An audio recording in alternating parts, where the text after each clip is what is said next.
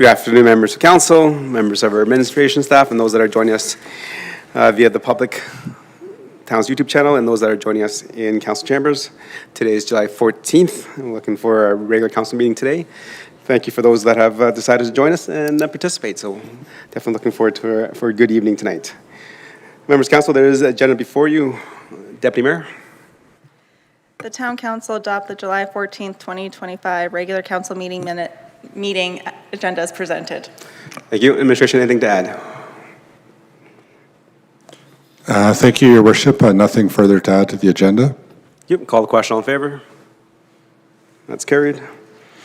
Moving on with our agenda number 3 is the public input session. So this is the time that we allow residents and stakeholders to bring issues, concerns, and address council on anything that's not on the current agenda. Administration, has anybody registered to speak? Through Your Worship, no one has registered. Okay. Thank you. Does anybody in the gallery like to speak to council on anything that's not on the current agenda tonight? Okay. Seeing none, moving on to number 4 is presentations and delegations. We have nothing scheduled tonight. Number 5 is statutory public hearings, and nothing on the agenda tonight. So moving on to number 6 is the adoption of the regular council meeting minutes for June 23rd. Councilor Pacheco. Yes, thank you, Your Worship. The Town Council approved the June 23rd, 2025 regular council meeting minutes as presented. Thank you. Members of council, you had the opportunity to review them. Any errors, omissions, or questions on those? Did not see any either, so I'll call the question. All in favor? Okay, that is carried. Moving on to number 7 is council boards and committee minutes.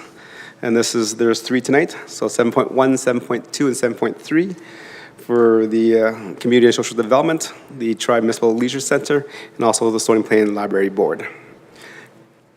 Councilor Loring, please. Thank you, Your Worship. I'll move that Town Council receive the council boards and committee minutes for information. Okay, thank you. Members of council, you had the opportunity to review them. Any questions for the council appointees? Councilor Hansard, go ahead. Thank you, Mr. Mayor. My question to Councilor Palechko regarding the library board meeting minutes. I don't know if we've seen this before or not, but on page 24 of 92, the library board meeting, the chair almost looks like a one-person show at the meetings. She's declaring the minutes approved. She declared the agenda approved. Does no one at those meetings move the minutes and the agenda for approval, or do you all just operate in that particular board that she declares them? Councilor Palechko. Thank you for the question. To Councilor Hansard, that's correct. We no longer do the approvals through adoption of each other. We do it declared through the chair, and we've been doing that since Margaret Law came along and did the assessment on the library. Just helps with the board governance and a better board over there. Okay, and I don't know why it struck me this time. I'm just curious if I could ask further. So is there an opportunity for a member of the board to raise a question on the agenda items or to bring up issues they may have found in the minutes? Absolutely. And they would do that prior to the chair declaring them approved? That's correct. Okay. Thank you, Councilor Hansard. Any other questions for clear understanding on the 3 minutes? Okay. Seeing no more, I'll call the question. All in favor? Okay, and that's accepted. Moving on to number 8 of our bylaws, which is bylaw 276/LUO/25, and this is for Park West rezoning. Go ahead, administration.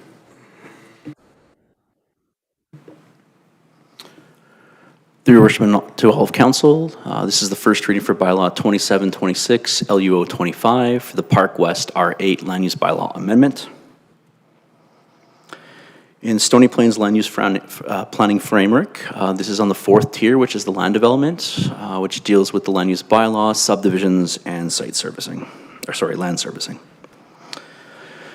This bylaw area is located just south of Highway 16A and west of Veterans Boulevard in the area that's red cross-hatched on the slide in front of you. It's part of the Sun Meadows neighborhood at large and is just adjacent to where the Park West Crossing area is there.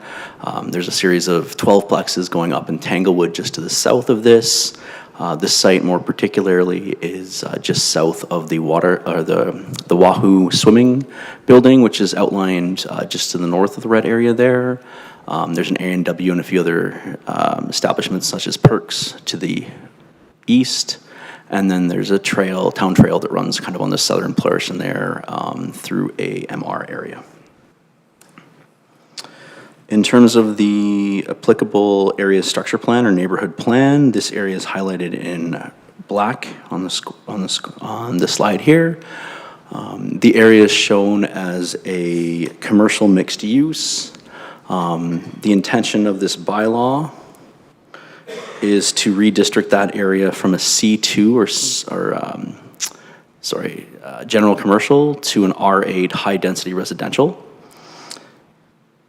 In terms of the differences in uses, is it kind of just switches it over. Both of these are mixed use in a sense. The current commercial requires commercial on the ground floor and allows for residential above, whereas the R8 requires residential and can permit commercial on the main floor. Again, fairly straightforward application here. If council does give first reading of this bylaw and allows us to provide advertisement for the public hearing, we're proposing August 25th for that public hearing, and if so, we would have second and third reading following that public hearing. Thank you very much. I'm here for any questions. Thank you. Okay, thank you for your presentation. Members of council, any questions for clarity and understanding on the presentation? Okay, Councilor Lowry, go ahead. Thank you, Your Worship. Just looking for some clarity here.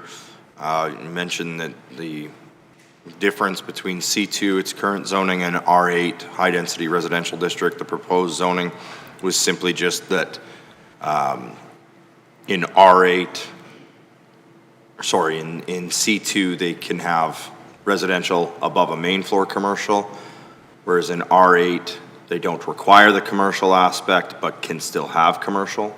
Are there any other differences? Go ahead. Through your worship to Councillor Lowry, there are some differences. The height does go from 20 from I believe 20 to 25 meters, so there is a slight increase in the overall height potentially in there. There are other minor changes in terms of setbacks and what uses specifically can be within there. Again, as a residential, it does put those as kind of the primary uses of the site as opposed to the commercial being the primary uses of the site, but does allow for a mix of uses. Thank you. Okay. Thank you. Any more questions for clear and understanding?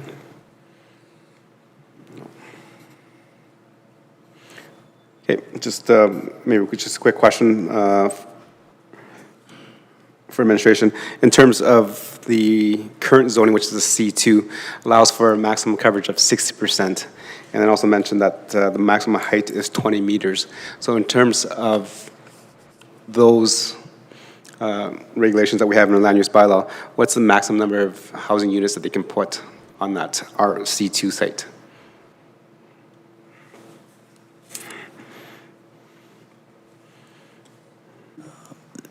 Your worship, to all of council, if you can just bear with me for a second here, I can double check our land use bylaw requirements in more detail. Okay. And while you're double checking, if you can also then look at, because on the R8, the maximum site coverage is 80% versus 50% versus 60, so that's 10% less, but it has a maximum height of 25 meters. So in terms of that, when you do the math, what is the maximum dwelling units that you can have on that site?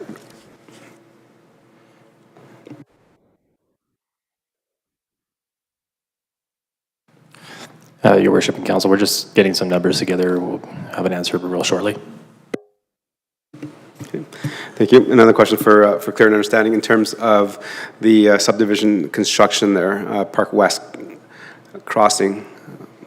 A few years ago, the town upgraded the road for Veterans Boulevard. Was there calculations of more traffic use for this intersection versus what we had originally deemed it for in terms of a C2?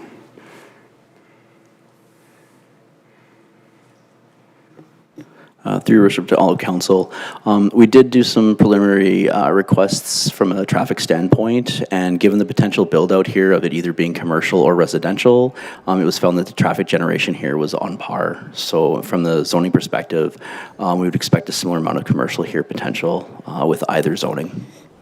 Okay, thank you.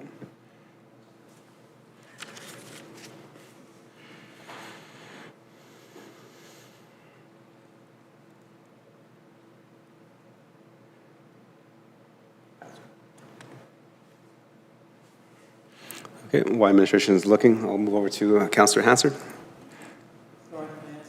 Is it all right if I ask a question Yeah, of? for clarity and understanding, go ahead. Yes, Mr. Mayor, through you to admin, I'm just curious if we could get a clarity, please. As I look at the drawings that were put in front of us for this, I want to verify exactly how many dwellings in this R8 are we expecting?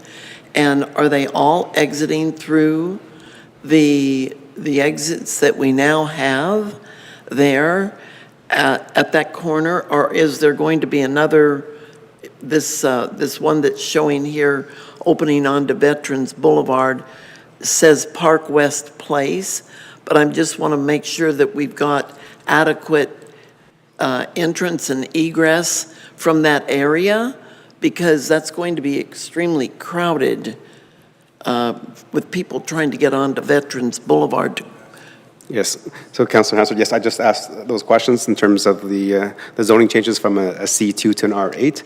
Administration is doing that calculation right now. Okay. And then we just asked about access and egress, and the answer was that based on the traffic generation and traffic count, it'd be adequate to accommodate a C2 or an R8 site.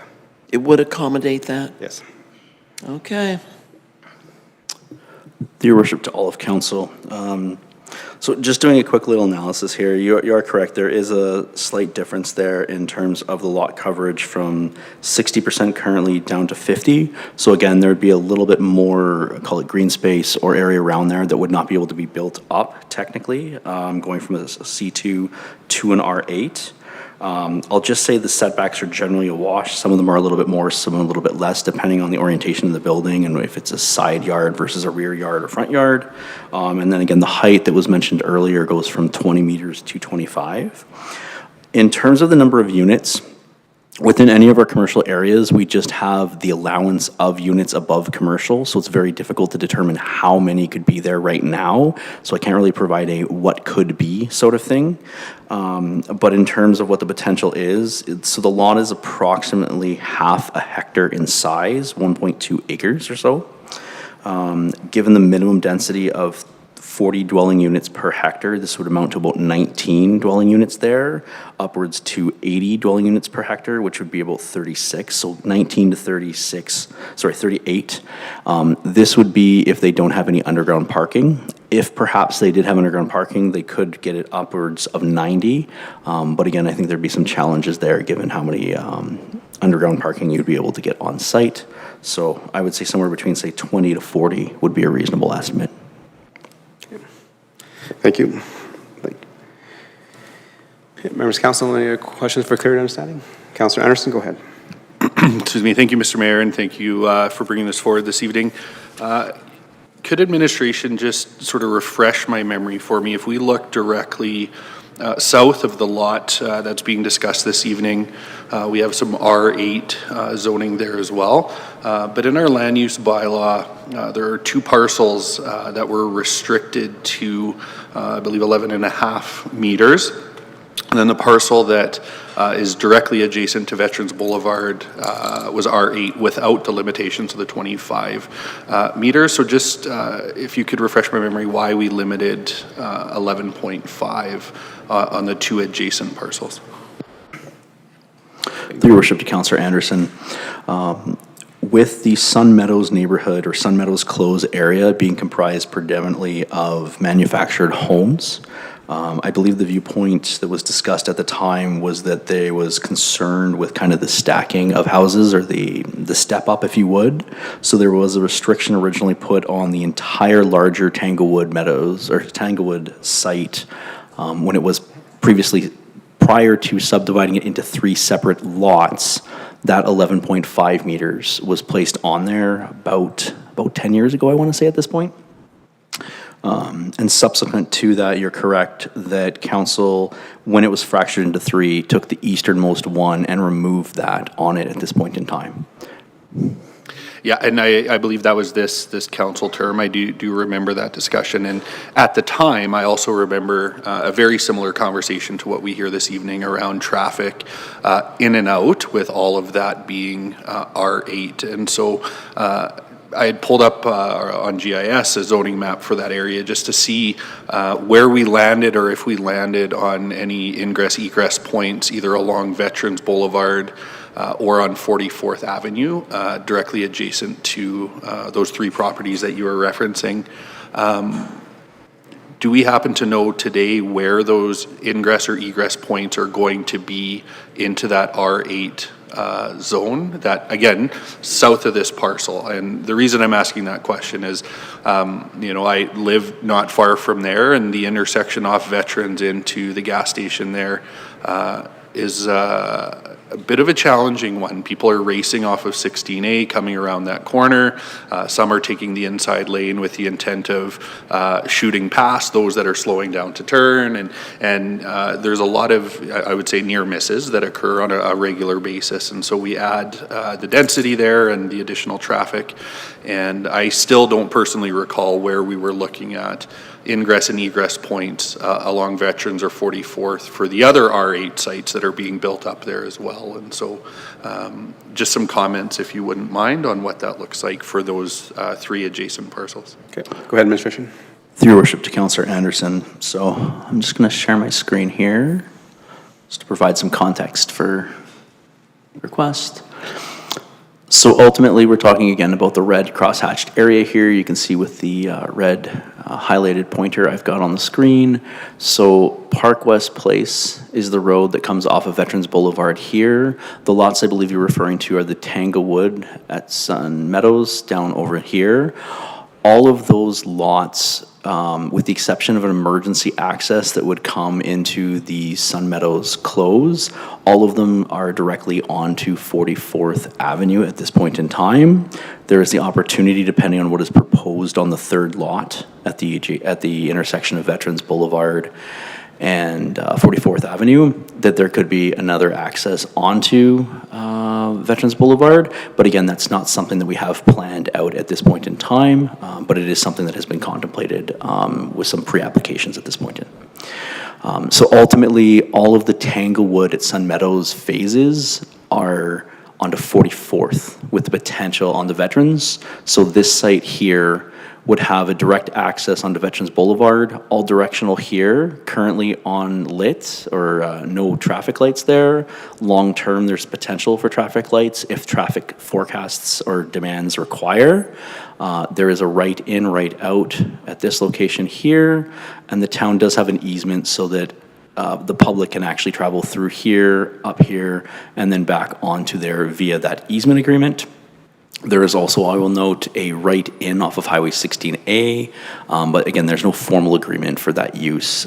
It's just for the lot, and there's access kind of through that area, as is typical in a plaza area like this that has multiple individual lots. Okay, go ahead. No, I'm actually just going to leave it there and think on that one for a second. Thank you. Okay, thank you. Members of Council, any more questions for clarity and understanding?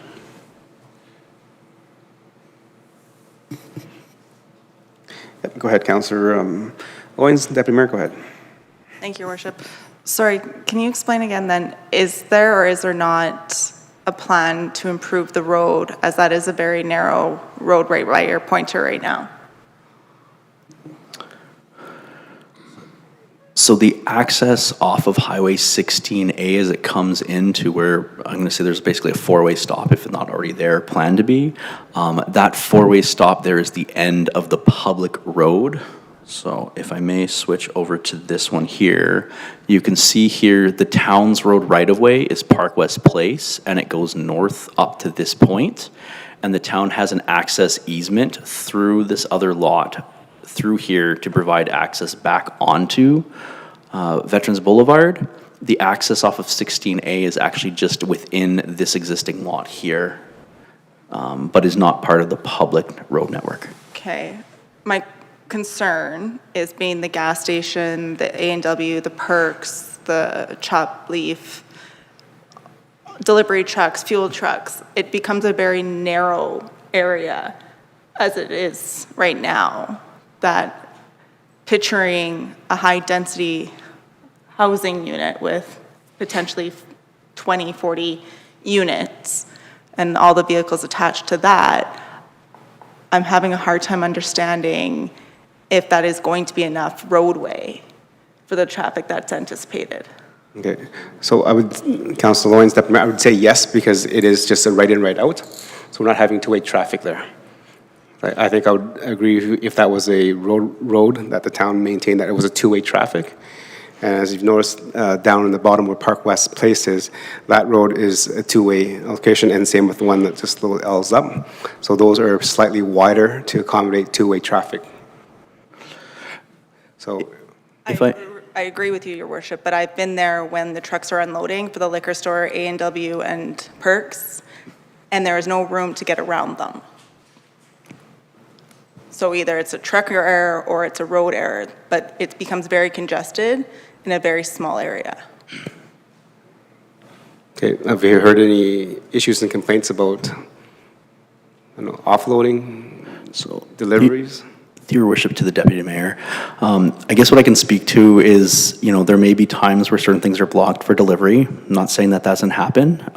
When the area was originally subdivided and they put in the road here to allow it to be subdivided, they did provide some traffic information, the traffic modeling, if you would, that looked at the area to make sure that based on the C2 zoning for the entire area, that it would enable that. This was also part of when Veterans Boulevard was upgraded I want to say 7 or 8 years ago at this point. They did look at making sure there was an all-directional access there, and that area of land, based on the traffic modeling that would be foreseen from general commercial uses, would be. And through the exploration recently with our engineering group in terms of what would forecast more traffic generation, it was basically a wash because we currently allow for that level of apartments already in there.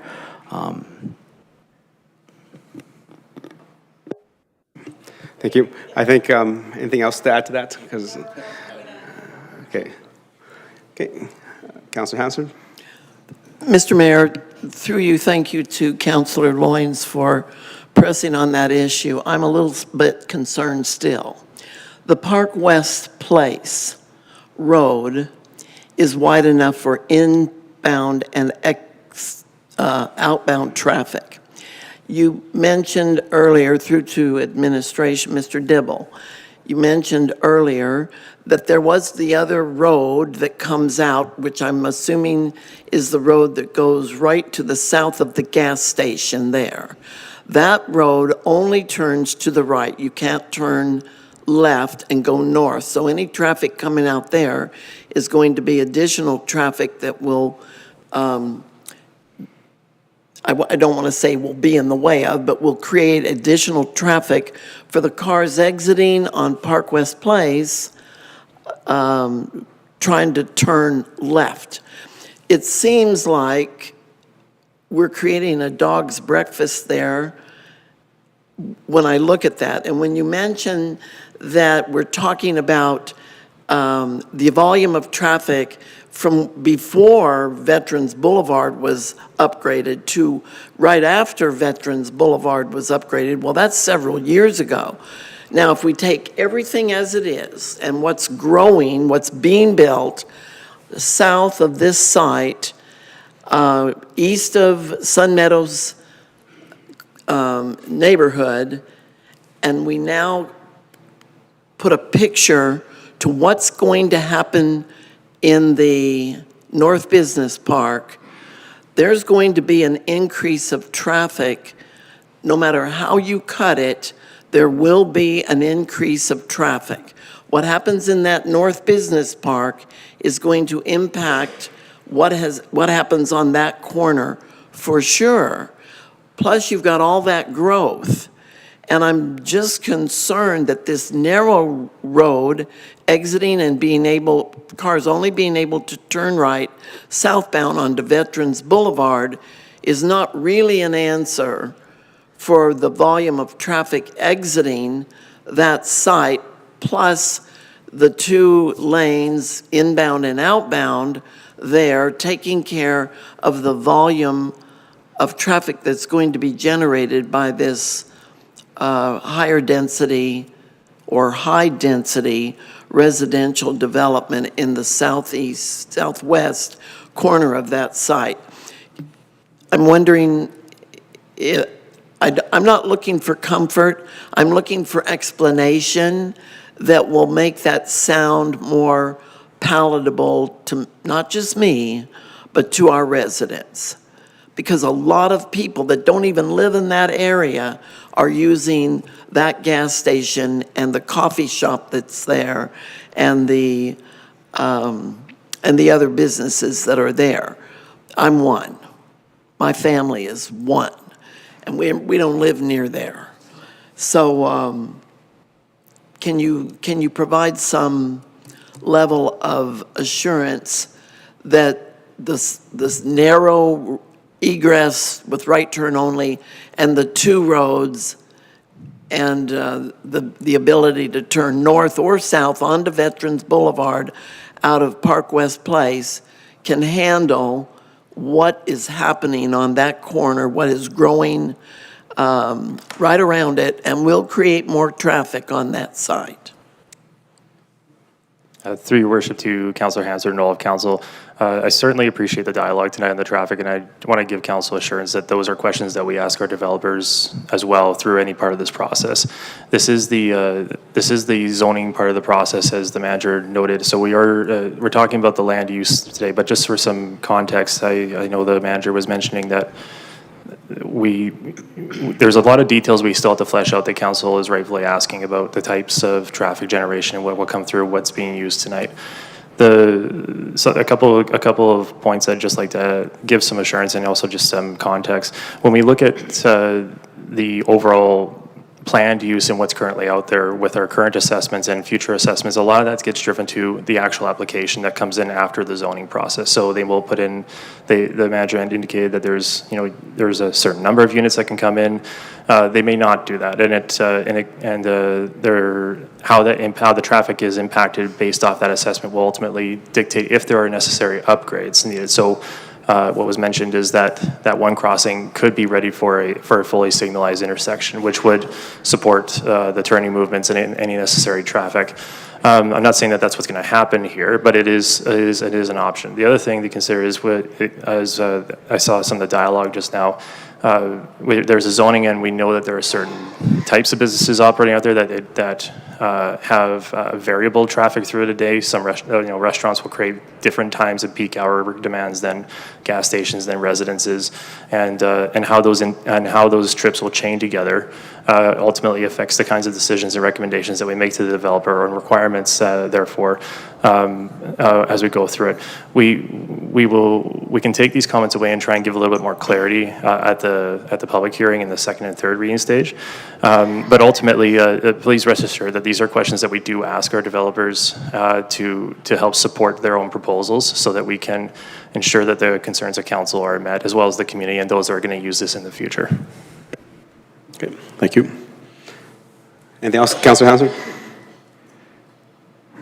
Okay, Councillor Anderson. Thank you, Mr. Mayor. I certainly appreciate the dialogue around the traffic, and I know it's a silly quote, but the thing that has stuck with me is, if it looks like a duck, sounds like a duck, smells like a duck, we probably have a duck. And if we look like we have a problem, sounds like we have a problem, I feel like there's probably a problem. And I certainly appreciate what's been shared. I use this frequently. A lighted intersection at, I forget what we call it, West Park Drive, I'm not convinced actually helps the problem. It helps exit, but we already have an issue with drivers coming off of 16A, taking this corner at a very high rate of speed, and then people are slamming on the brakes to turn into the gas station there, and then traffic's piling up behind, and others are trying to shoot over to get around them and so on. Well, now we put a light there.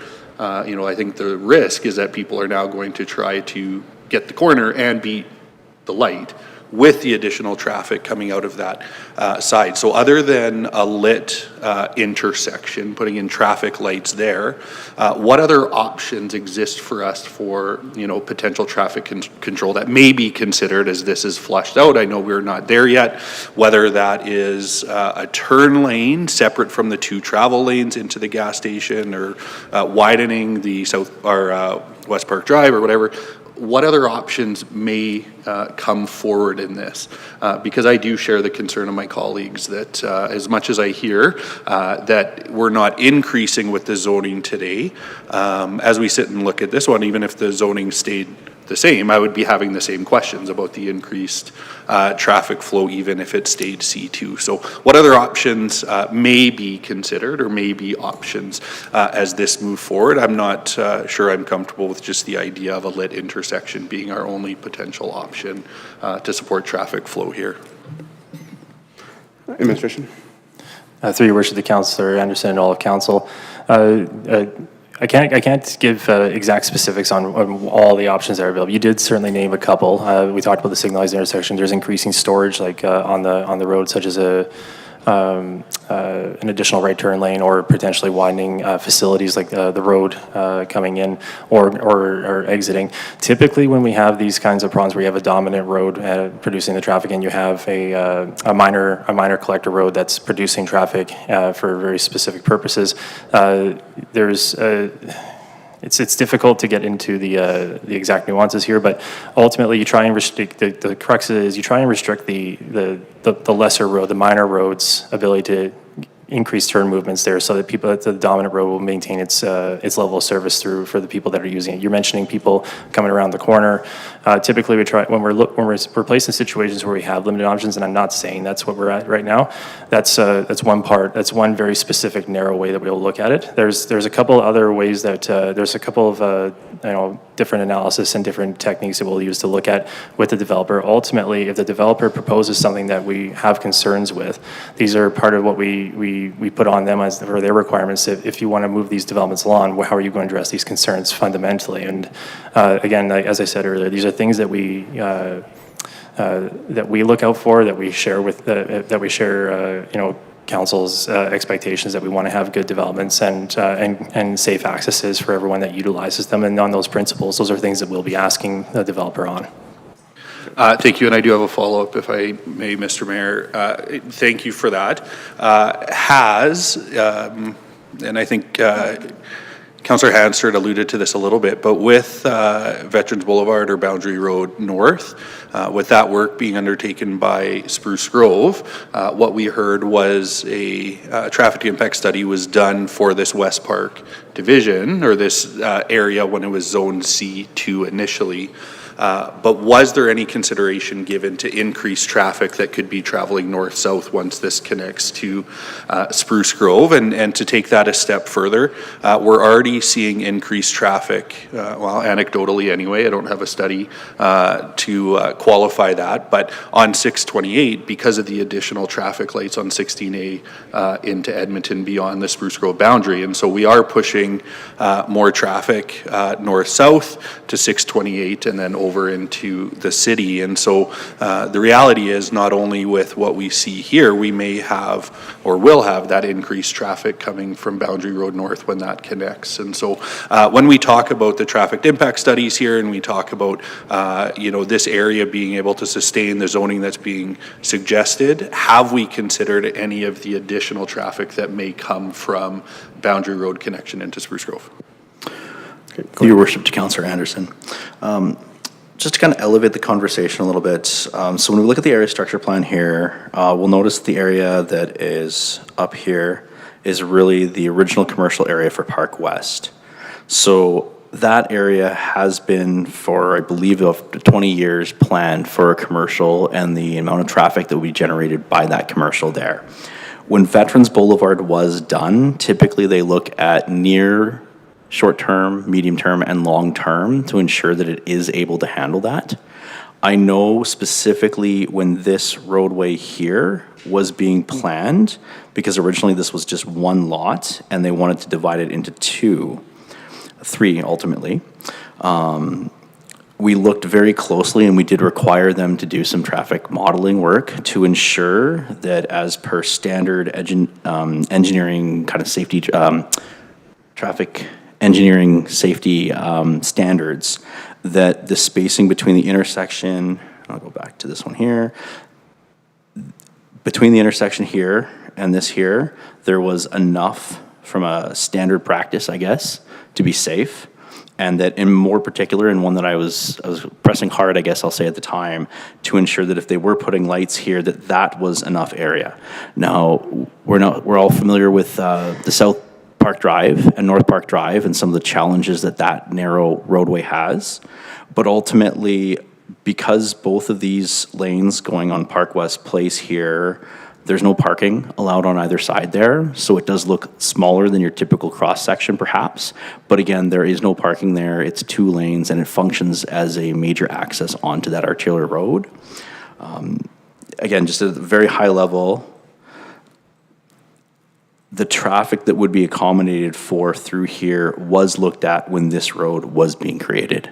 Now again, I can only reiterate that we did check, and this is one of the things that I was very concerned of professionally when we looked at this.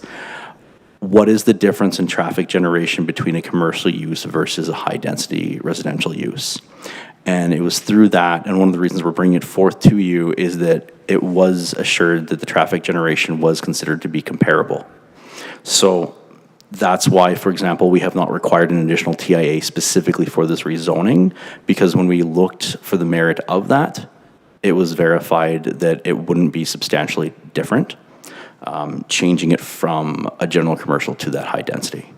So I can only really provide that, I guess, at the high level there, but I hope that's helpful. No, and I do appreciate that with the zoning request that's before us today, but I think just with the development of the community over time, you referenced this zoning in place for 20 years, you look at short, medium, long, as a municipality, as Stony Plain, Boundary Road North wasn't in our short, medium, or even semi-long-term plans. That the completion of that was projected out, I heard the number even of 20 years to complete that into Spruce Grove, and that now fast-tracking to next year, has the potential to increase the traffic that's coming through that area. And so I certainly appreciate there's... Point of order, please.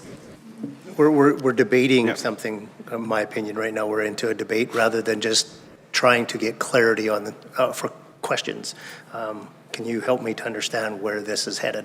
Absolutely, I can. So I'm going to go back to that same question of, with all of that additional information now, with Boundary Road being completed, at what point do we take that additional information into consideration when we're looking at the traffic impact of this particular development? Okay, go ahead.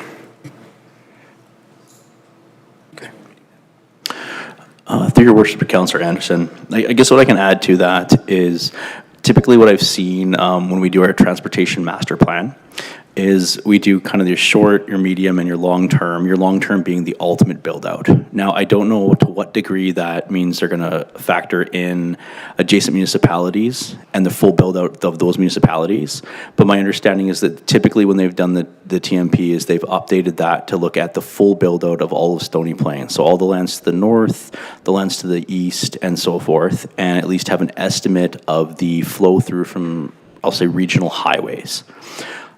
So again, can't say specifically how much for the northern area, other than they would probably take into account our boundary and the lands that would be developed adjacent to Boundary Road North there when they've done that. When I mentioned earlier about the need to put a traffic light at that intersection, a lot of that was just based upon that ultimate flow-through traffic that would actually cause the congestion to require that, as opposed to anything generated by that area being built out. So. Okay, thank you. Anything else? Okay, moving on to Councillor Laurie. Thank you, Your Worship. Appreciate it. And just trying to get back to the premise of the rezoning aspect here. When we look at C2 versus R8, I don't notice anything in C2 that specifies density, where R8 does have specifics in density. I think it's a minimum of 40 units per hectare, a maximum of 80, unless you have the underground parking. In relation to the comparison to C2, would there be any significant difference between density between a fully developed C2 and a fully developed R8? Okay. Go ahead. Through your worship to Councillor Laurie, again, it's very variable and depends, again, on what the proposal is that's going to be brought forth within that. Again, looking back at predominantly the lot coverage and the height are the two variables there, and they kind of, I guess, negate a little bit each other, given the fact that you do have that 10% reduction in site coverage and going from 20 to 25. So you could have a story, maybe two, depending on how they design the building there. So again, in terms of more detail, that's about all I can provide, given the zoning regulations we have. Thank you. Again, so from a simplicity and a clarity perspective, if we are talking about a maximum build in a C2 with residential above the main floor use and a maximum build of an R8, we're likely looking at a very comparable density of residential units. No, it's asking. Through your worship to Councillor Laurie, that is correct. Excellent. Thank you very much. So the second question I have then is referring to page 48. We see this map a couple different times and referring to the Park West Place Road. So I'll just let that get pulled up on the screen if we can.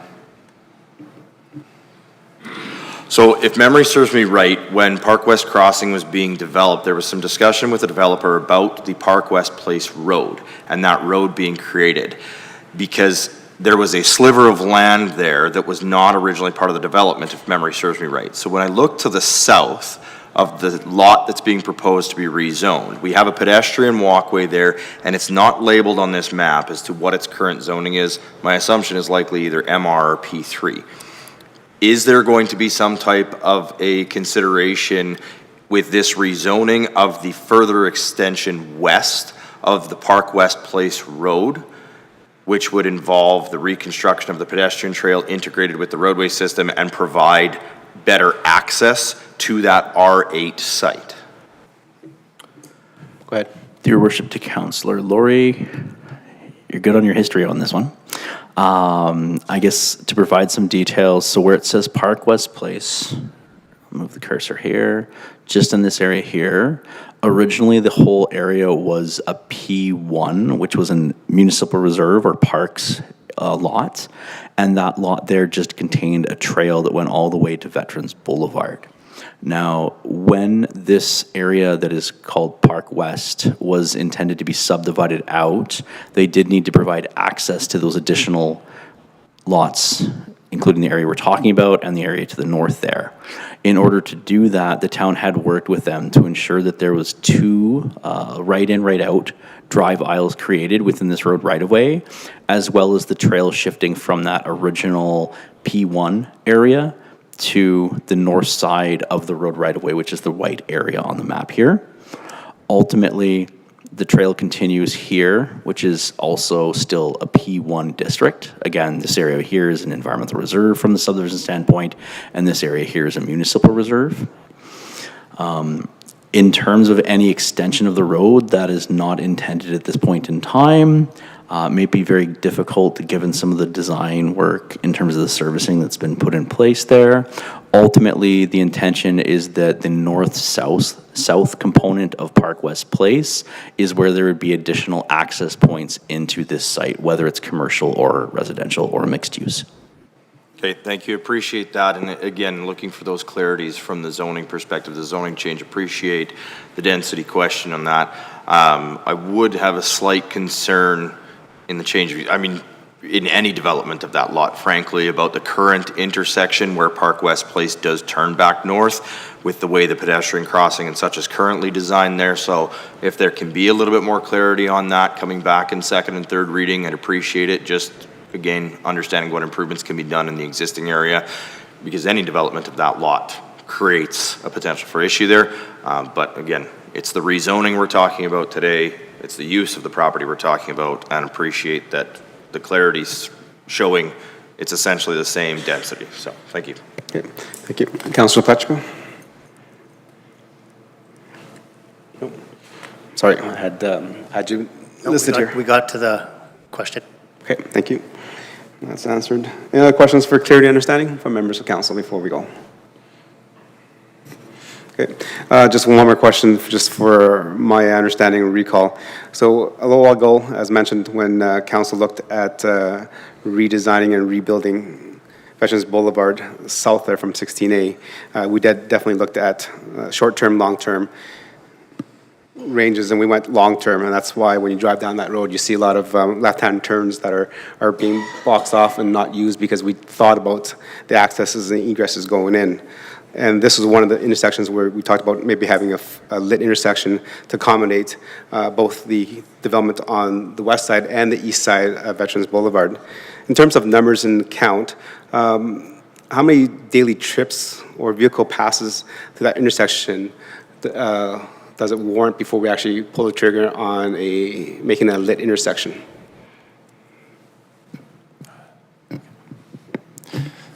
Your worship, to all the council, there's a couple of factors that will trigger a traffic control change at any intersection. So it can be traffic volumes. It could be we use what's called. Sorry, I'll back up a bit. There's we follow the manual uniform traffic control device standards, MUTCD, in order to help us warrant any changes to those intersections. So a couple of things, it can be queuing time during peak hour, which can indicate that there's a number of cars that are waiting on the minor road to go across the major road.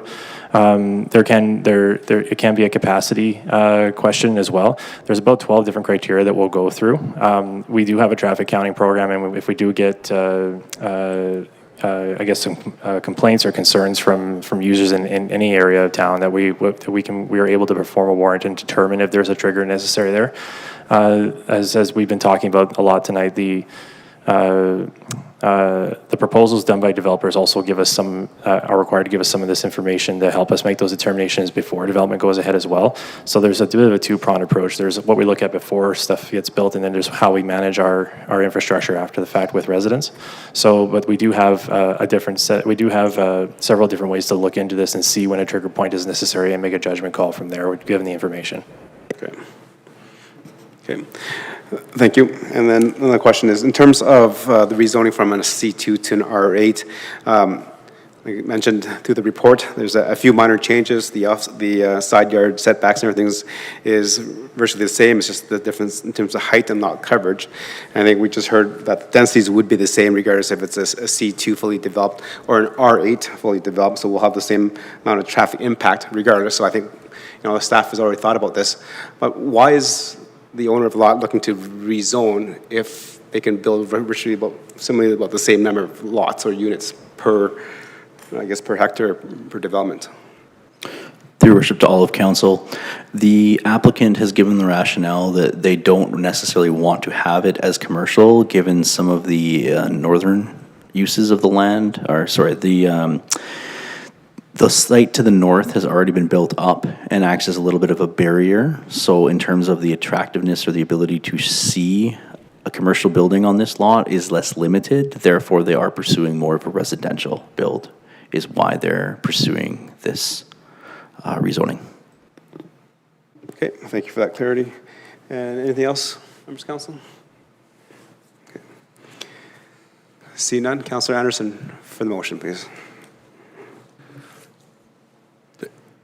Thank you, Mr. Mayor. I'll make the motion that Town Council give first reading to bylaw 2726/LUO/25, a bylaw to amend land use bylaw 2719/LUO/25, and authorize administration to schedule a public hearing for August 25th, 2025. Okay. Thank you, Councillor Anderson. Members of council, any questions, comments, and debate on the motion for first reading and public hearing? Councillor Hansford? If I'm not mistaken, you just asked for debate. Yep. Okay. So should One thought or that I debate have. on accepting the motion. Sorry. Yes, debate on accepting the motion. Oh, no. For first reading, so you're just going to speak We against. can accept it for first reading, but I do have a comment to make about approval, I guess. Okay, so you're going to speak in opposition of approval for first reading? I'm trying to understand what. I want to raise an issue. I'm not saying I'm going to vote against it. I'm saying I have a concern. Where would I register that, Mr. Mayor? That was when we asked questions for clarity and understanding. This wasn't about clarity Then and the second understanding. one would be a debate in terms of, okay. You know what, I'll let you go ahead and ask, share your concern. I'll see where that comes and falls in. And maybe it's for a later time, but maybe we can debate it today. Okay. Go ahead. Mr. Mayor, Stony Plain has been extremely protective of any of our lands that border or create commercial space along the highway.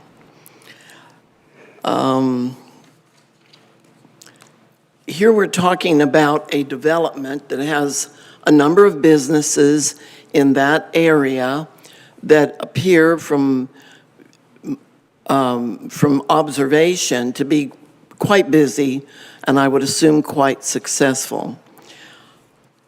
I understand that the current owner of those lands has a concern about activities going on in the North Business Park that might make further development of commercial aspect of that property on that southeast corner of 16A and Veterans Boulevard. It seems as if it was stated that the developer has concerns about having more commercial there because of competition or all the things that are going to go on in the North Business Park. And yet that does not diminish that we're still talking about a strip of commercial land now being a large portion of which it is being suggested to turn that into more residential than commercial businesses. And I have a concern about that. So I'm taking that into consideration on whether I vote to pass first reading. Thanks for your comment and debate. I think the answer from administration was not, the owner was not worried about what was happening on the north side of the highway, on the North Business Park. It was the fact that the development of the commercial unit that's in front of this lot is hindering the ability to rent the back half of the lot. Thank you for that. Okay. Okay, any questions, comments, debate on the motion? No, I'll support first reading, as I always do, because I think it's good to hear from our residents and listen to the presentation from the applicant to see some of the reasoning behind that, and definitely looking at some of the questions around the table. I again advise members of council to understand that this is a rezoning from a C2 to a R8, and all the questions that we need to make sure we're focused on that in terms of safety, access, and et cetera.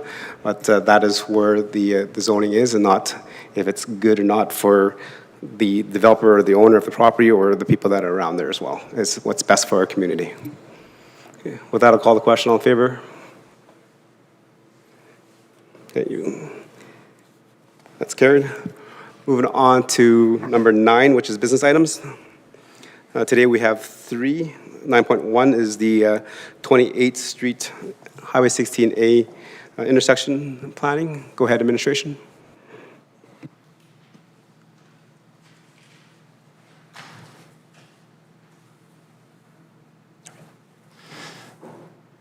Good evening, Your Worship and Council. Tonight I have a short presentation on an update on the 28th Street and Highway 16 intersection planning. This is a spin-off from a conversation we had at the council had to the CAO the previous week about some growing interest in the North Industrial Development. This slide just outlines the area that we're talking about tonight. For context, this is it's an area of great interest in both the town and very recent, over the last 20 or so years. But it's very recently gotten a lot of very positive attention from commercial and large-scale developers. Are the owners to the north there have been working with the town to really open up the area to maximize opportunity. And it's a good sign for the community ultimately, but it does bring on a number of questions for how we want to plan for growth in this area as well as the town in the future. We use this slide in most of our land use discussions for council, and I know we just had it in the last one. We were talking about the land use. We're in the land development stage for this discussion, so we are talking about how the area is going to be planned out in the near term. This will include hard infrastructure going in the ground, as well as businesses planning to take hold in the area. We've had a very good discussion on transportation planning, and I know that council is aware that we have a number of master plans that help plan our growth. One of them that's predominant for this presentation is the Transportation Master Plan, the TMP. This was updated in 2020. It did outline a number of recommendations as we talked about the short, medium, and long term. At the time of the report, the TMP outlined the road connections in the northeast quadrant that we're talking about tonight as more of a long-term aspect. We weren't seeing the growth at the time out there coming as it is now. But that is why we start to plan these documents and update them every so often, because we can realize what the conditions are. So for tonight, I've highlighted in the red box there where we're specifically talking about. Council may recall that earlier this year, Council did approve an LUB amendment that allowed for some very specific increases in the ASP that was already approved. This does allow for future facilities to be expanded and built to support the development that's being sought out in that location. Pardon me. These are the areas. At the time when we were talking about this, we didn't have a lot of details of exactly how this would look. We're starting to paint that picture. This includes not just the transportation plan, but also the storm, water, and sanitary utilities. During the past year, the town and the developer have been very engaged in supporting the future growth and expansion of this area. This is in line with Council's strategic goals for economic development and supportive infrastructure.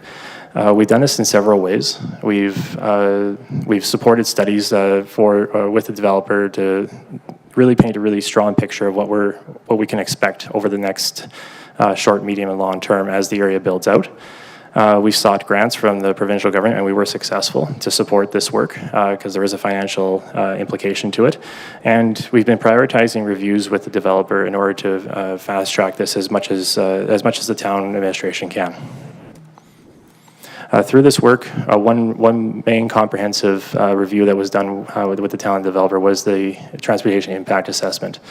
We took an expanded view with this TIA. We didn't have all the land use information of the future ASP that will be coming at a different time, but we worked with the developer on what the future land uses could be, as well as the current planning that we had, and really tried to paint a very strong picture of the short and medium term implications of any development that would be expanded.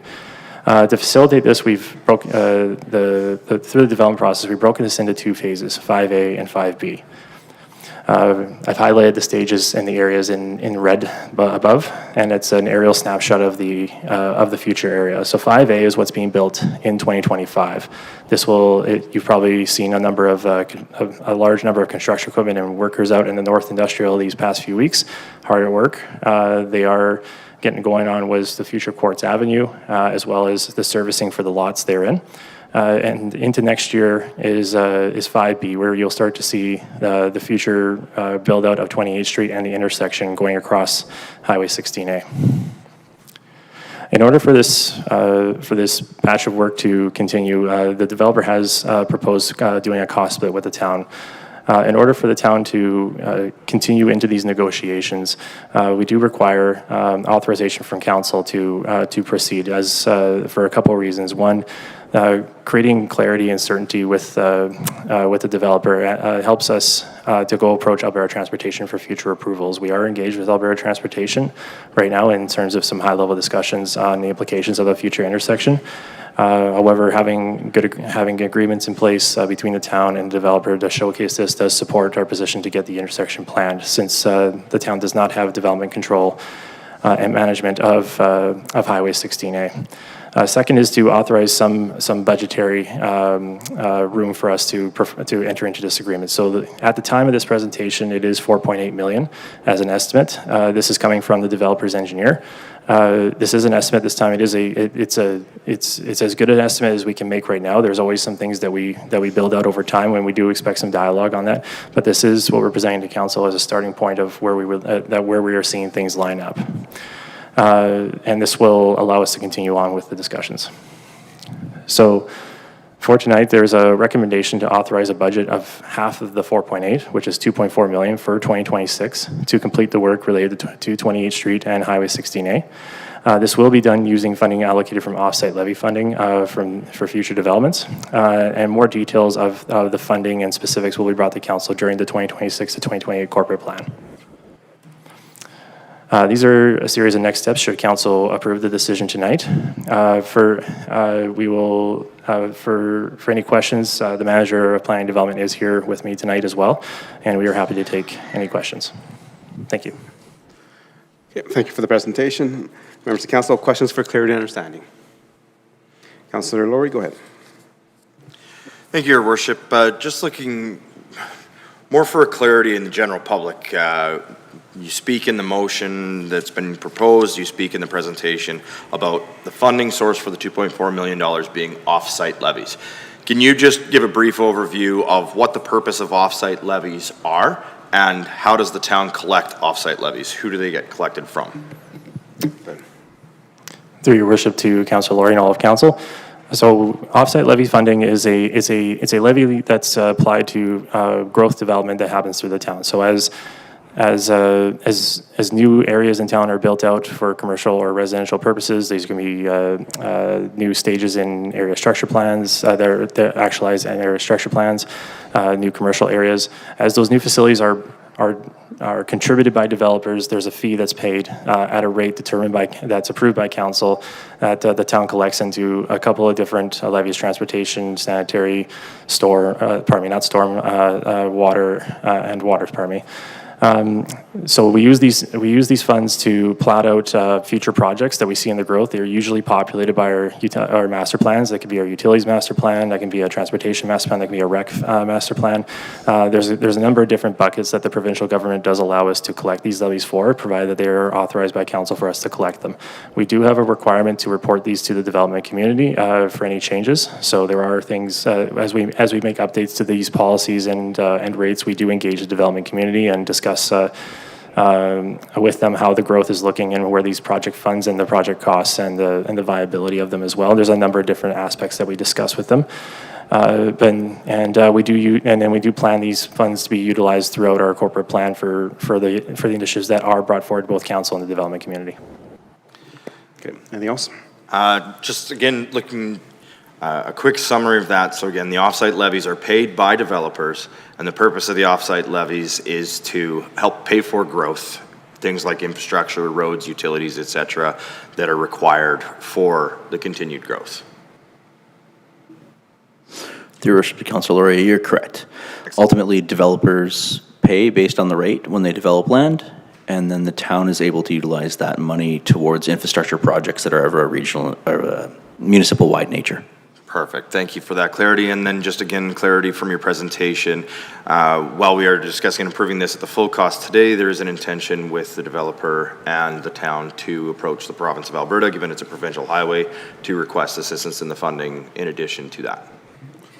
Yeah, Your Worship, through to Councillor Lowry, I'll speak up on that one, I think, and just to provide a bit of context for council. So as the general manager has mentioned, this is a provincial highway. And there is a provincial interest in that. And there's also a provincial interest in the economic development and the growth that will occur and should occur from this investment. So as council is aware, we have had some dialogue with our your elected official counterparts at the Government of Alberta. We want to continue to do those with an ultimate goal, Your Worship, and for the rest of Council, that the cost share is done at a one-third level. That's what we believe the shared investment should be, both the two levels of government and the developer coming together to work to get this done on behalf of the development community and the landowners, as well as the people in Stony Plain and beyond. Excellent. Appreciate the clarity. Thank you. Thank you. Any other questions for clear understanding?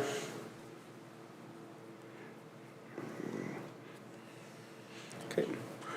Seeing none, just maybe a question in terms of this coming forward at this point in time. Mentioned that the administration is working with Alberta Transportation and the developer to get this going sooner than later. So in terms of the approval of this motion, I guess the recommendation is to approve a motion. What happens if council does not approve this motion? Do we just put everything on halt? Thank you, Your Worship. I can maybe speak to that a bit too. So, I mean, the motion as brought forward is authorizing the CAO to enter agreements and so on. And I believe the general manager spoke about certainty earlier on, an effort of certainty between both the town of Stony Plain and the developer, and an ability to go with that certainty towards the government of Alberta to work towards a more cost sharing, but ultimately also to work at the construction side and get the process going. Should council see fit to not support the motion, we would continue working with the developer to get towards the construction aspects of it. We would, in all likelihood, continue to work with or work towards the government of Alberta, along with the cost sharing aspect as well. But I will say, when we have spoken with the government of Alberta, I mean, they made it, I would say, relatively clear that should we see fit to go into a partnership with the developer and come to them with that, that strengthens the case for ultimately the one-third of the cost share. So would work halt? No. We would continue to work at getting the project to go along. But we believe what's in front of council is the smoothest one with the likely highest chance of success at that side. Okay, appreciate it, and thank you for that clarity. Any more questions for clear understanding? See no, Councillor Hansard for the motion, please. Mr. Mayor, I move that Town Council authorize a budget of up to $2.4 million in 2026 to complete the work related to 28th Street and Highway 16A intersection project, with the funding to be allocated from off-site levy funds in the 2026-2028 corporate plan. Thank you, Councillor Hansard. Members of Council, questions, comments, and debate on the motion? Okay. See no hands up, I will support the motion on the floor. I think we've had good conversations with the landowner and developer, and also we've had some good conversations with the Minister of Transportation and Economic Corridors. The last official meeting that we had was Councillor Pletchko, myself, and our town manager was in the room at the legislature, and we had this conversation regarding the possibility of development here and the access agreement. Definitely, we can follow the news that we've been successful in getting some grant funding for other things. This, again, just allows us to accelerate and make sure that we have all our ducks in line when we go talk to the minister to make sure that our application succeeds, because that we do have that collaboration and cooperation with our development industry. And for those that are watching and want to follow along later, it's on page 56 of 92. Those are their next steps if this motion is passed. Okay, call the question. All in favor? Okay, moving on to 9.2 of our agenda. It is the external auditor's appointment. Again, as administration is getting set up, the town from time to time goes out for request for a proposal for auditors, and they have done that, and they're coming back with a report today.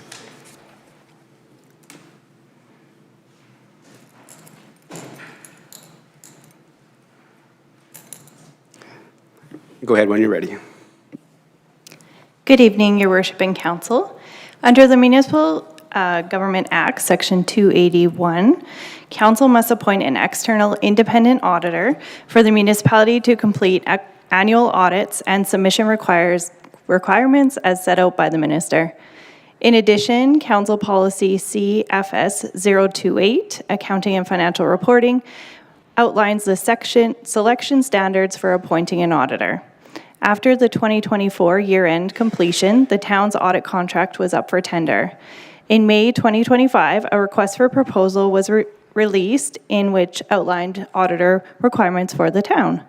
As a result, the town received 4 proposals, of which Metrics Group scored the highest, demonstrating municipal experience, proven audit methodology, and competitive pricing.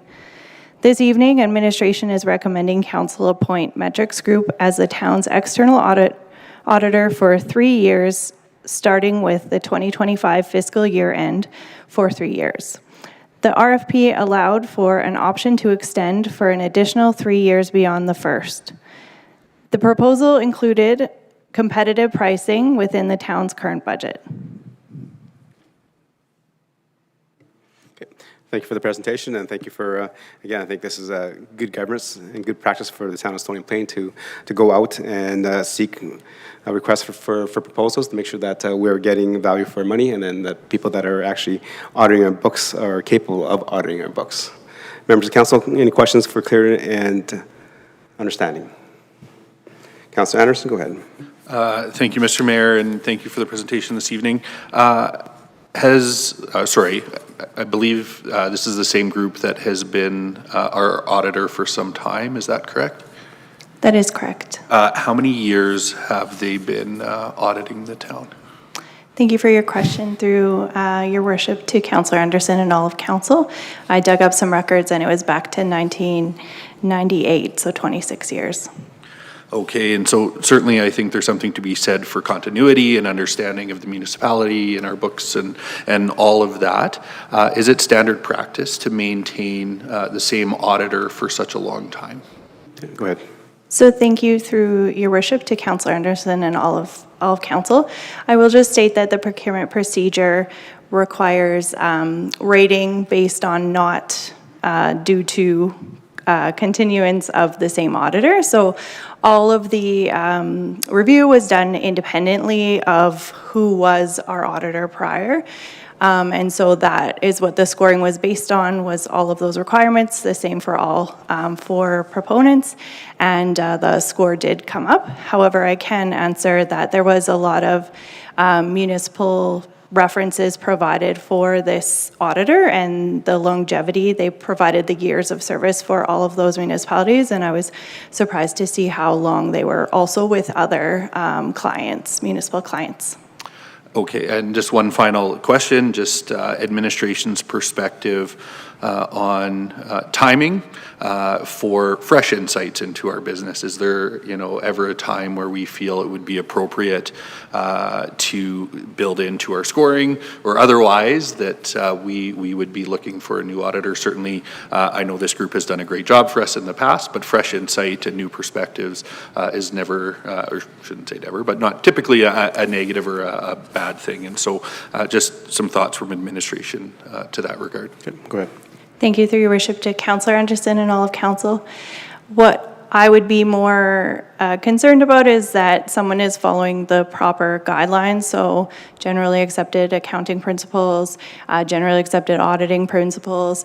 They're doing the work that's in compliance and that is going to ensure that we're in compliance with the government and what our regulations are and what we have to submit. So that would be a higher ranking for me than just a fresh set of eyes.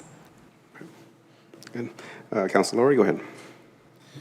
Thank you, Your Worship, through you to administration. In regards to auditing and auditors, there's been a significant trend and change in the industry for an increased reliance in the use of technology and AI when reviewing transactional data, and there's different groups that have proprietary applications, and then there's other open source applications. Was there any consideration in regards to the use of technology and AI in regards to the auditing of the town's information as well as the privacy of the town's information if using those tools? Thank you, through your worship, to Councillor Laurie and all of council. So our requirements do outline the security of the data. Some of the proposals did propose the use of AI and the procedures with that. Metrics Group was not one of those. Excellent. Thank you very much. Thank you. Any other questions for clarity and understanding? Okay. I just have a question just for clarity and understanding for myself and members of council. In terms of kind of this 3-year agreement with the auditor, through my other boards and commissions, we've seen that sometimes the change is not good and sometimes the change is good. But what I always see in there is a built-in clause where there's a separation fee or timeline, so for non-performance or credibility. So is there a clause in here that says if the auditor is not performing to the best abilities or they're not meeting our criteria, there is a exit clause? Thank you, through your worship, for the question. That would be absolutely accurate. We would not be able to continue if we're not in compliance with what's required by the MGA and municipal affairs, et cetera. Right. Yeah. So my question is then, so if the auditor is not in compliance with their dealings with the town, then can we exit that agreement and find another auditor? Thank you, your worship. For clarity, yes, we can. So we have outlined what the requirements are and what they need to meet as standards, and if they're not meeting those, then they would be in non-compliance of the contract, and then there would be an exit. Okay. Okay, thank you for that clarity. Any other questions for clear understanding? Councillor Hansard, go ahead. Mr. Mayor, I'm going to ask for either confirmation that what I'm expressing is accurate or not. Over the many years that I've been on council, I've often been in the building when the auditors are in the building. I have observed that the auditors and their group are working totally independently of the town. They are given a space, or maybe more than one space, and they work. They only call town personnel into their process if they need something or they need clarification or materials or whatever. Am I correct about that? Thank you, through your worship, to Councillor Hansard and all of council. So when the auditors are on site, they are on site and they do sit with our staff regularly. So they'll sit down to go through process updates. They look at all of our processes every year. They talk through them. They sit with staff to actually go through show the process on the computer and go through that. So yes, we actually provide a lot of data prior to them being on site so that they can start reviewing, have their questions ready, and then it's just more effective to have them on site to have that one-on-one conversation. We're often pulled into their room, they often sit at our desk, so there is a lot of interaction when they are here, and then there's continued interaction virtually after that week that they're here. So, or just to clarify, they're here for 3 days in late fall, early winter, and then they're here for a full week in March. Okay, may I continue, Mr. Mayor? So in a very real sense, my perception was that they work independently to a large extent. I'm hearing in this explanation that that's not necessarily true. Would it be fair of me to ask, during the time that our staff is sitting with the auditor, is the type of information that staff is providing as required by the auditor, but not to influence the auditor in any way to make a determination based on something that would make the town look better than it really does? In other words, they are still able to render an independent opinion as to whether the town's financials are in good condition or not. Am I correct about that? Administration.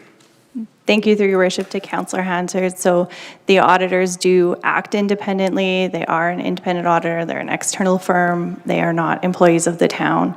They are contracted by the town, but they're not employees. Anything that any staff would say would not hinder or sway an opinion of the auditors. They also hold professional designations, and so there's an ethics portion of that as well for our designated accountants that work for the town, as well as for the auditors, and so non-compliance with that would potentially have an impact on them losing their designation. And so it's normal practice that basically we provide facts and data and the raw data, and they do their analysis, ask questions about it, and then perform their opinion after they're off-site. Okay. And I guess I'll ask one more layer to this, Mr. Mayor, and I see you look at me kind of odd, but I just want to make sure, this is also for the public. The auditor will come before us at one point and explain their process and then render an opinion as to the condition of the town's finances. That opinion is based on information that they have actually seen evidence of after they have gotten what they need from town staff and gone through all the different records that they go through in order to form that opinion. Is that correct? Thank you, through your worship, to Councillor Hansard and all of council, that is correct. 1 out of 3 is not too bad, I guess, Mr. Mayor.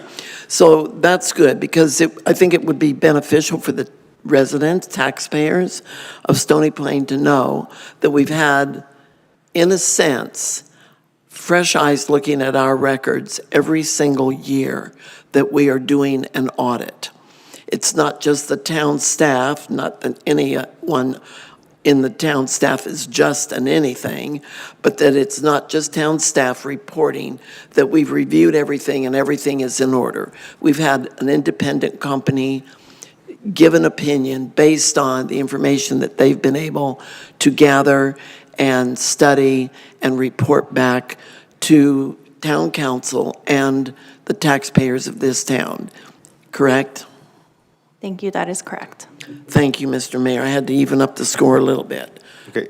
Yeah, I was going to ask you to explain that to me because you said 1 out of 3 ain't bad. So which was correct and what was incorrect? The last one I was correct on. The other 2 I was not exactly totally accurate on. Yes, you're correct. That's that the independent auditor is independent. They just ask our staff for information and data. And actually, for the last few years, we've been going in camera with the auditor after the presentation to ask the auditor if there's any issues that may arise, if they had any issues, if they felt that they were coerced to do anything, if they've done anything that. And we've had those in-camera questions, and we've also asked them in public as well, is that our staff are excellent. They provide all the details. Town council has been good in terms of governance and making sure that we're financially responsible for what's going through. So, yeah, so you're absolutely right. The auditor has been doing a good job, and our staff has been doing an excellent job as well. Okay, and then with the answer of the last question, I got 2 out of 4 correct. Thank you, Mr. Mayor. Thank you. Okay, 50% is good. Any other questions and comments for clarity and understanding? Okay. Seeing none, we'll move on to the motion. Councillor Pletchko, please.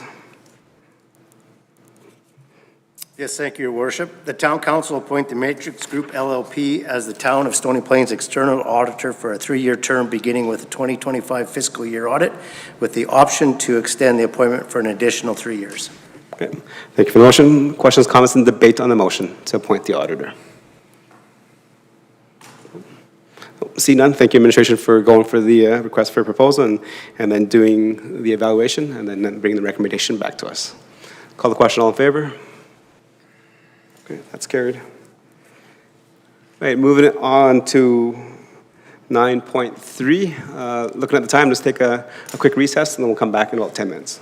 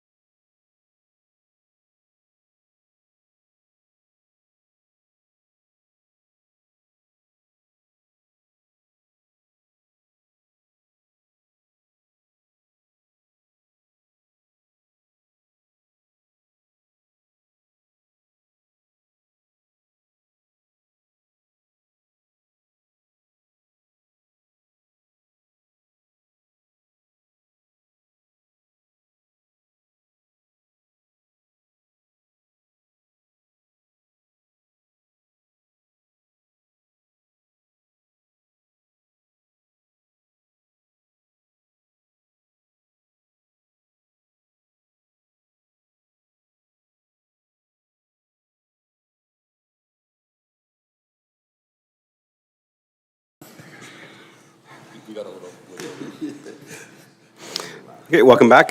Council is going to continue on with their agenda, so moving on to 9.3 of business items, and this item is on the residential waste cart options. So go ahead, administration. Good evening, Mayor and Council. This presentation is for residential waste bin options. Overview of this presentation, we have an introduction, options that we will present, implementation, recommendations, and finally questions. In May of this year, Integrity Waste was awarded the residential solid waste contract for residential waste pickup. In the start, this transition, there was a required bin swap, which was required from the previous vendor to Integrity Waste. During this waste bin transition, Public Works and Administration received inquiries related to bins and service level. On May 26th, Council requested a report on bin options for Council to consider. This is related to the solid waste management bylaw that we follow. Residents currently in the bin in the bylaw are provided one solid waste and one organics cart. Exceptions given to residents with permanent suites, and exceptions for organics for large lots.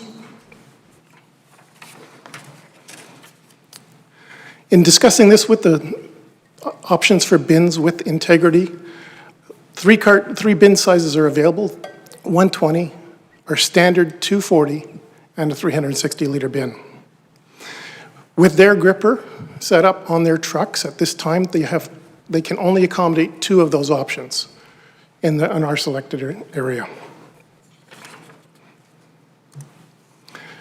Administration did a comparison of municipalities, taking a look at waste bin options for what are waste bins being provided and cost of those options. In 2 of the 5, those were looking at small bins and standard size bins were provided to the residents. And in 3 of those, second carts were available as an option to residents. The value of a monthly charge varied from about $11.28 up to $17.20 for that second cart option.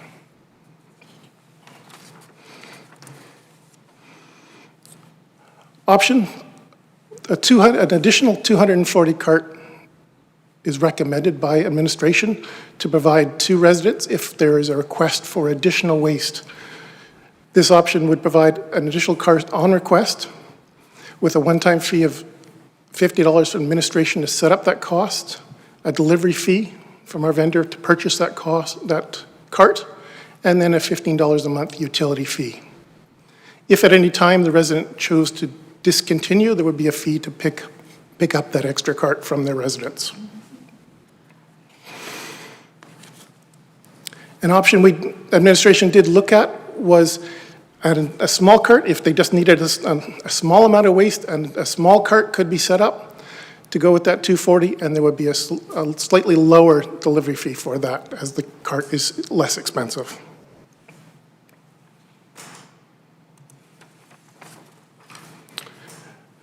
Implementation, decision on the cart option would require a bylaw change. So August 25th, if there was an interest to look at cart options for the municipality, the solid waste bylaw and fees and charges bylaw would be coming back and looking at implementation. It's in September. The administration is recommending implementation of additional 240-liter cart with options with associated fees for a full monthly billing commitment at the beginning of a month and 1 month lead time to deliver the carts to residents.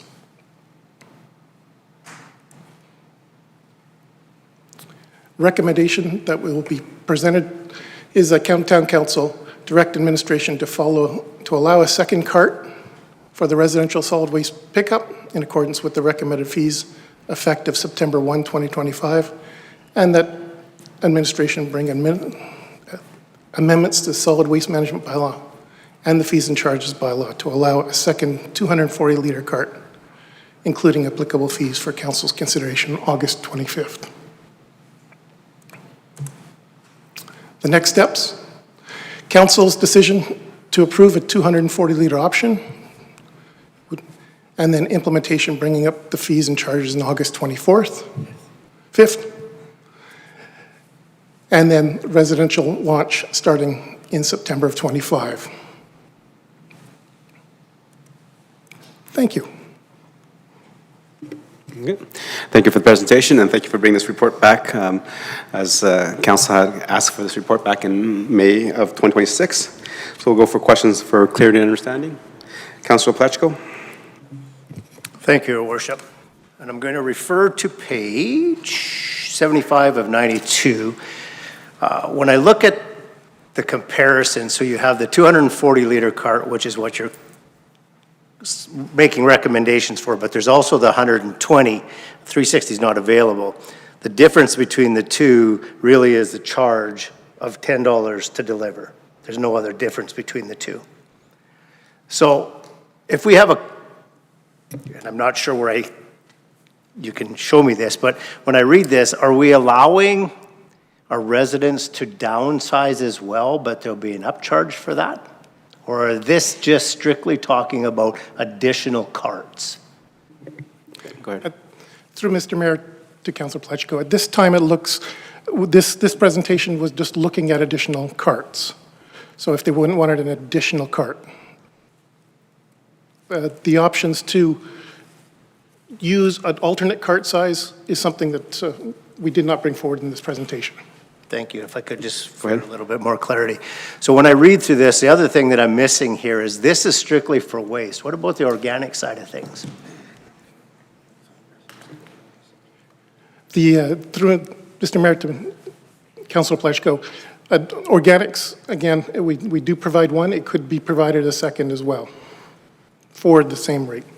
For the same fee based on what we see in front of us? Yes. Okay, thank you.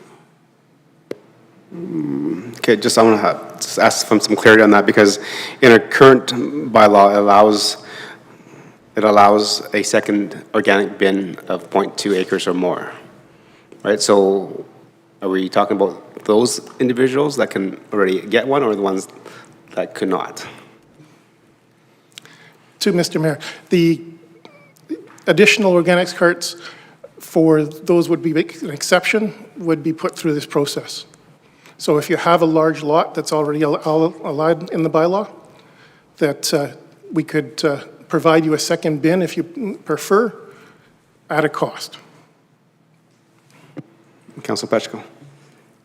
So I'm going to need a little bit more clarity on that, if you could, please. So what I understand right now is the 240 or the 120 is waste carts. What I'm asking is, I don't see anywhere in this where this could apply to organics as well. We already have a bylaw in place that allows for anybody over a certain lot size that can get a second cart. I'm wondering if the people now, anybody in our community that has waste services to their door, whether it's organic or waste, will be able to have an additional cart for either side of it, and what that cost would look like to them. Your Worship, maybe I'll just clarify that. So what's contemplated and what's recommended in the report, some of these things were considered, but excuse me, what's in front of council, what's recommended is that the move to a second waste cart, if requested, at the rates identified in the report. But that does not address the question about, can somebody ask for a second organics cart that does not meet the exception? Yeah, Your Worship, and again, I just wanted to be clear. So some of that was discussed. It's not being recommended or being presented as such. Council, again, as per always, can see fit to provide further direction and so on and so forth. But at this point in time, this is the recommendation in front of council. Okay. Thank you. We'll follow up a little bit later. Councillor Laurie, please. Thank you, Your Worship. Yeah, a couple of questions of clarity. I think there's a few things here that I'm not 100% sure on. But one of the first ones that I just want to ask is, as a part of this, the whole premise of the biweekly garbage pickup and the 240-liter cart that the town currently uses was part of the town's environmental responsibility master plan. Do we have any data over the last several years of what our waste diversion percentage rates have been? And do we have any indication of including this provision now in the bylaw to allow for an additional cart, what we predict our waste diversion rates may look like going forward if we allow it? Go ahead. Through Mr. Mayor to Councillor Laurie. Over the last few years, we haven't done a lot of diversion data collection with the number of changes that have occurred. We do calculate tonnages, so that data is available to us, and we can look at sort of diversion. In the information I've seen about diversion, Stony Plain was fairly low in that diversion category. Can you provide clarity, sorry, on that diversion? Like, are you saying that we're fairly low in diversion as in our residents and in our municipality we're not diverting as much waste as other municipalities? From the data that I remember, that I don't remember all of it, definitely we were not high in the diverting category with the town of Stony Plain. Your Worship, through the Councillor Laurie and all of Council, our contractor, we haven't done a waste audit with this contractor. There have been diversion rate audits done with previous contractors that have taken and given us some of that information. I don't have it readily available. I was just trying to find it. I believe we reported on in one of our reports to Council in GAP. I would need some time to go dig that up. I could send that I could try and dig up that exact figure and try and send it. I don't have it ready right now, though, for that diversion rate number. Thank you. I think maybe if I could request, if this motion passes this evening, if that data could come forward with the changes proposed to the solid waste management bylaw. I think that'd be pertinent information for us to consider before we consider bylaw changes.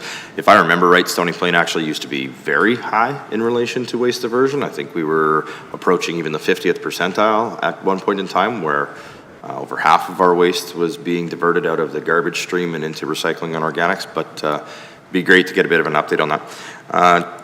Second question of clarity, if I can, Your Worship.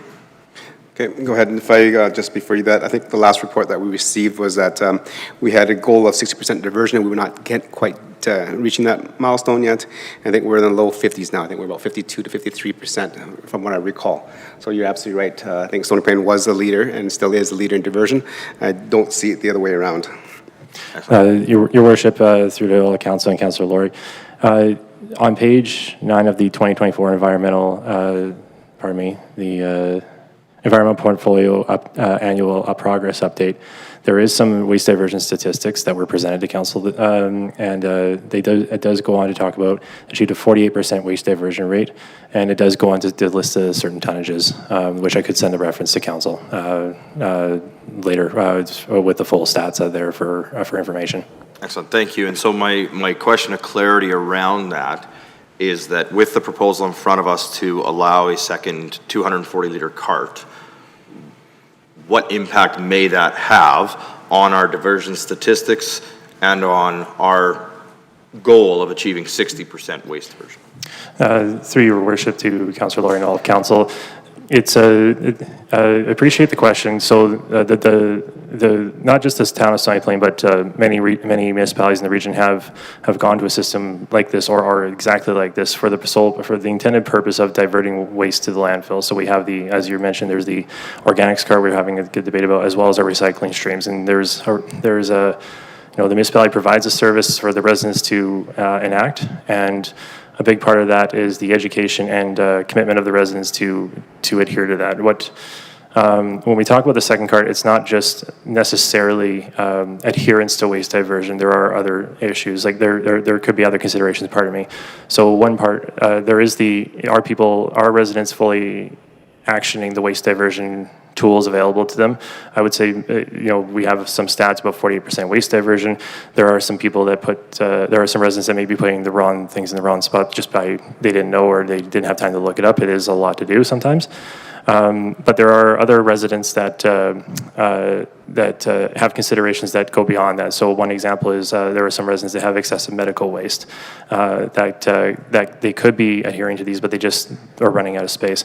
They could also have a large number of people that are currently living in a home, and despite best efforts, and we've heard from them who have called in from time to time, they're making the effort, but they just don't have enough space for that. So so this is to help ultimately people that are finding it difficult to actualize these options, or maybe are willing to, or maybe aren't able to, aren't willing to pay for the additional cart. We don't know what that ultimately will do to our waste diversion rate per se at this time. But if there's, we would continue to report that to council. Just offering some thoughts. If people aren't actioning it now, it's likely not going to change the diversion rate. Just ultimately, the people are just going to use more space to make their lives easier, and that's a service that we're proposing to council that they could pay for to support that. Excellent, thank you. So if I can have that second question of clarity? Perfect. Just referring to page 84 of our council package, it was slide in the presentation, the one where it states alternate option, additional 120-liter cart. So the question I have while we're waiting for that to come up on the screen here is the first bullet point states it's an option to exchange the existing 240-liter cart to a smaller 120-liter cart. But I think through what I heard in the presentation and the follow-up questions that this was actually an option to add a 120-liter cart in addition to the 240-liter cart.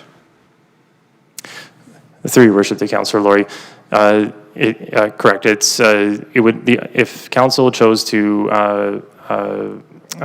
approve that option of an additional 120-liter cart, you could add that to your current 240-liter or exchange it. Okay, thank you very much. And if I may continue on that thread. So when this was brought forward, council also asked for information to be brought back in regards to feedback we had heard, particularly from seniors who don't generate as much garbage and who have difficulty in maneuvering the 240-liter cart, about their ability to downsize to a 120-liter cart in exchange of their current cart. I don't see any necessary information about that being proposed in here, and I did hear, I think Councillor Plechko asked the question, and we were told that that information was not contemplated and brought forward. So is that something that can be contemplated tonight and brought forward? Because if we're going to be opening up the bylaw anyways on August 24th, it would make sense to bring that all forward at one time. Go ahead. Through your worship to Councillor Laurie, just for my clarity, you're asking if we did any specific stakeholder engagement with seniors on this viability of this cart? No, I think council has had the stakeholder engagement left, right, and center with a request for a downsize in cart from the 240-liter to 120-liter based on the difficulty in managing a larger cart and based on the smaller generation of waste comparative to a, as you mentioned, fuller, larger household. So this was supposed to, my understanding when it was asked for, be brought forward for both ends of the spectrum. Somebody who wanted a smaller cart because they generate less waste, and somebody who wanted either a larger or an additional cart because they generated more waste. But I only see one side of that spectrum in this presentation, in the proposal and the motions. Okay. Administration, is that considered and this is the recommendation coming forward, or is another recommendation coming later? Through your worship to Councillor Laurie and all of council, thank you for the clarification. So, and as I was mentioning earlier, the intent with the if the intent was to action the additional 120-liter cart, that could be made in addition. You could have your regular 240 and the 120, or switch that out for just a single 120 if that were the case, if that cart was authorized by council. Okay, so then for clarity, based on the recommendation in front of council this evening, which we have direct administration to allow for a second 240-liter cart and to bring amendments to the solid waste management bylaw, council would have to add provision number 3 to the motion, which would state direct administration to allow for an exchange of the 240-liter cart to a smaller 120-liter cart? Because my challenge here is administration has given us the pathway for increased waste management, but not the pathway for decreased. We don't see anything in relation to would there be administration fees, would there be a delivery fee, would there be a change in their monthly service fees, or anything of going down to the smaller cart. Your worship, through the Councillor Laurie, the intent with the 120 liter, and I do apologize if I've missed the specifics of the question, but the intent with the 120 liter, if it was approved as an option by council, would be that you would be able to call and swap out the cart as a regular cart. That would be your single cart for your residents. So if that option was available, we would treat it like if we were replacing the 240 right now. And the costs that are before council are if you want to double up for the 240 as recommended, or if we actioned the 120, it'd be doubling up for that. Those are what those costs are associated for. We would continue to swap swap out carts in the same fashion that we are doing now with the same processes that we do currently.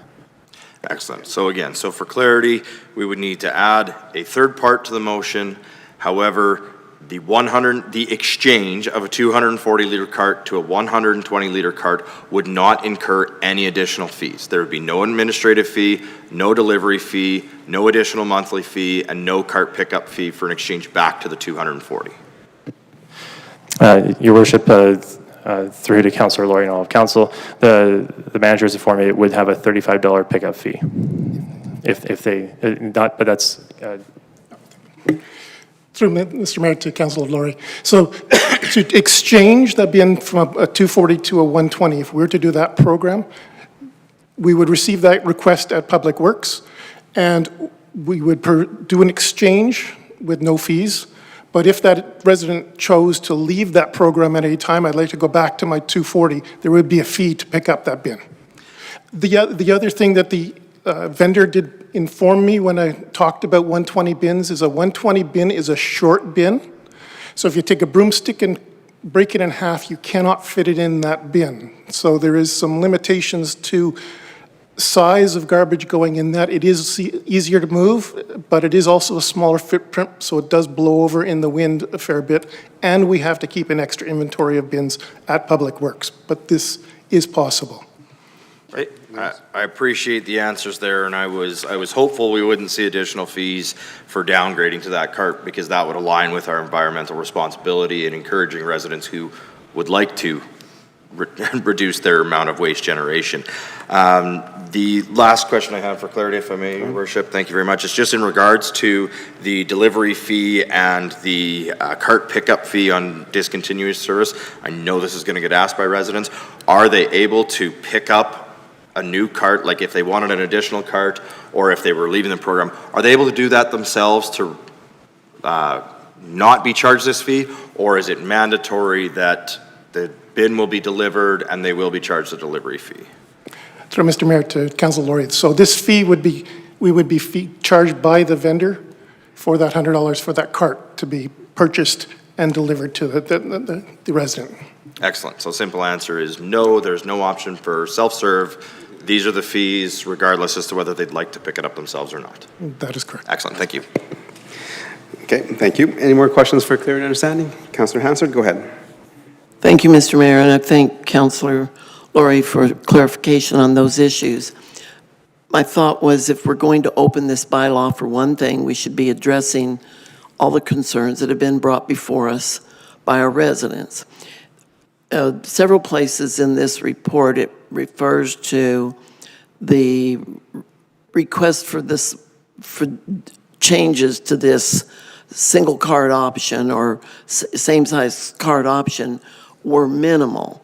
And yet, these people are still our residents, they're still our taxpayers, and some of them have been pretty consistent year after year after year, bringing their concerns forward, mostly from what Councillor Laurie has expressed as their reasons. What I'm curious about is we're not to address extra green carts in this. is the services are provided by two different companies, one company, but we're only talking about waste here? I'm just wanting clarification on, are we having a relook at everything waste, or are we only looking at the kind of waste that goes in the beige carts with the orange lids? And when we talk about there can be one extra cart, is that like a hard, fast rule? Not 5, but 1. Is that correct? Okay, administration? Through your worship, the councilor answered and all of council. The intent is that it would just be one additional cart through this process. So there's a few nuances there. So if, for example, there is a permitted suite, they also have the option to double up as well as the main suite. So you could see a scenario where there might be 4 carts at one location. However, if that has a permitted suite, that can double up as well as the main residence can double up. But that we expect it to be very rare that would ever occur. There's also on the discussion of the green cart, the majority of the calls that we get for extra carts are generally coming from people who want more solid waste room. They're not coming from people with the green cart room. There is provisions, as the manager noted, that when you have excessive amounts of grass clippings in a larger area, that they can order one if they have a large lot size. There are residents that if they have excessive trimmings, they take them to transfer stations, and we might have a couple of calls from that from time to time. But the majority of the calls that the staff receive at the Public Works building about this service is in regards to the brown cards, or the beige and orange lid ones you mentioned. Okay. And if I could just press on a little bit, Mr. Mayor. So if indeed there is a house on the west side of Whispering Waters Creek backing onto the park that has 5 bins sitting outside of their fence, not a neighbor's, just their house. So a person could look at that and say, and this is orange top bins, would we have somewhat of an understanding as a person just viewing this that there must be 2 suites in that home? Because there would be no circumstance that I can see in our bylaw that would allow any one resident or even a resident with a suite to have a total of 5 orange lid bins at their residence. So we're assuming there's more than one suite attached to that residence? Through your worship to Councillor Hansard, if there's ways, if we have a concern that there's an excessive amount of bins in one location, we can look into the specifics of that. If we have an address, we can see what kind of what the situation may be. I don't want to necessarily broad brush it in terms of in terms of the specifics of the bylaw. As I mentioned, the permitted suites are a different factor. However, from what you're describing, if someone just has an excess amount of bins and they're just a single-use dwelling, that's something that we could check in on and look into the matter and see and see if any action is needed. Okay, thank you. I'll get an address for you. Okay, thank you. Any other questions for clear and understanding from council? Okay. See none, I have a question in terms of the proposed fee, if this goes through. It was mentioned that it would be a $15 utility fee for the extra cart. So just recently, council passed a few motions in terms of the ERP system and everything else that was supposed to drop our monthly rate down. So I know currently the current rate now is about $33. So after those, the ERP comes in, what does that bring our rate down to? I think I got it. Your worship, I believe we'll be in and around, if you're just talking like on your monthly bill, and I'll just go simply with, single family res sort of billing, the line that says waste or garbage on there, I think is supposed to be about $17.50. Through you, Mr. Mayor. $17.57 for residential dwellings except apartments. Okay. Okay, thank you. Effective July 1st. Okay, thank you, appreciate that, and definitely, council was excited when we signed on to the ERP program and getting things done in terms of reducing the cost for residents, and we've just been told that after everything comes into effect, it's $17.57. That's per pickup and drop. So why is the second bin cheaper? Your worship, maybe just to be clear too, that amount that was just quoted, that's not just for your specific waste pickup. That would fund, the recycle center and so on, and the entirety of the cost associated with the entirety of running the waste and recycling system. So it's not just a per cost household, like pickup cost. Okay, that's a good question for understanding. Then, so in terms of what we want to do in terms of Town of Stony Plain, in terms of environment stewardship, wouldn't it not be a good idea to charge the same amount so that we can actually then benefit the recycling program with an additional $1 or $2 here versus only allowing the fee for the garbage pickup? Because that goes against what we want to do in terms of environmental stewardship. Certainly I can speak to that, both specifically and maybe perhaps a bit broadly. So, when we were looking at the determination of the fee for, now I'll be specific, for the extra cart to be applied, I would say that we looked at it first and foremost from, this is an add-on service that certain people will want, and I would venture a guess, frankly, Your Worship, on that many will not. Based on our experience in the 15 years of so on of the way the system has been,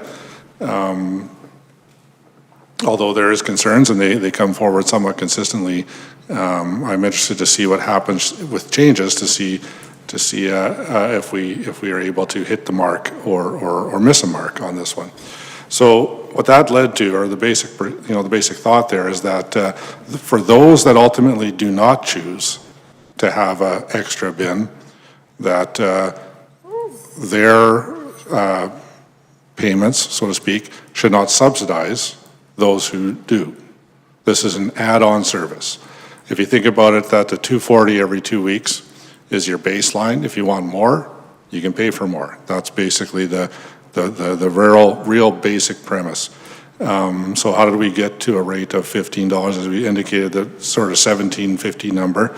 That number does pay for all forms of our waste and recycling services. So if an individual chooses to just simply have a $2.40 bin that they're going to use for waste every 2 weeks, the idea was that they should be funding that, the majority of all of those costs on their own, but not that extra little bit that would go into the rest of the system. That's, without going into the hard numbers of it, Your Worship, that was the basic approach that was taken. Okay, thank you. Okay, any more questions? Okay.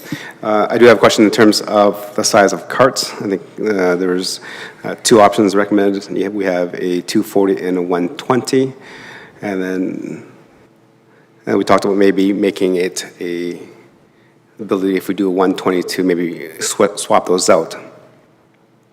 So going through some of the environmental pillars that we've had and what one do in terms of reducing waste, deferring it to recycling center and stuff, would be not more prudent if we want to kind of get our residents to buy into the system and understand it. We'll not just add one additional cart of 120. Because if we're going to be doubling the process of from 240 to 240, that's 480. So then what's the difference of just going back to weekly pickup? So I think if in terms of the way I see it, in terms of our environmental stewardship and what we want to do as a pillar and cog, I think if we do an additional bin, it should only be the 120. And then as an individual, you have the option to, if you have a larger family, household, or there's a renter in the basement, you can get the additional 120 for the cost that's outlined here. And if you are, as mentioned by some of our members of council, a senior, you don't want to have that bigger bin to move around, then you can opt out and get the 120. So I think through through that process of me thinking about this, it makes more sense just saying, in terms of our environmental master plan, we have an additional 120 cart if you want it, and those that do not need it can exchange their 240 to 120. It's so much simpler. That's just my thought. Council?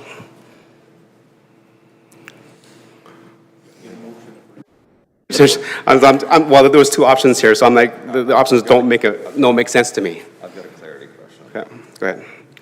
So just from a clarity perspective, with that in mind, through you to the general manager, you mentioned inventory management, essentially that, you know, if we were using the 120 liter bin, we would be required to have inventory, et cetera, et cetera. We currently do that with the 240 liters, correct?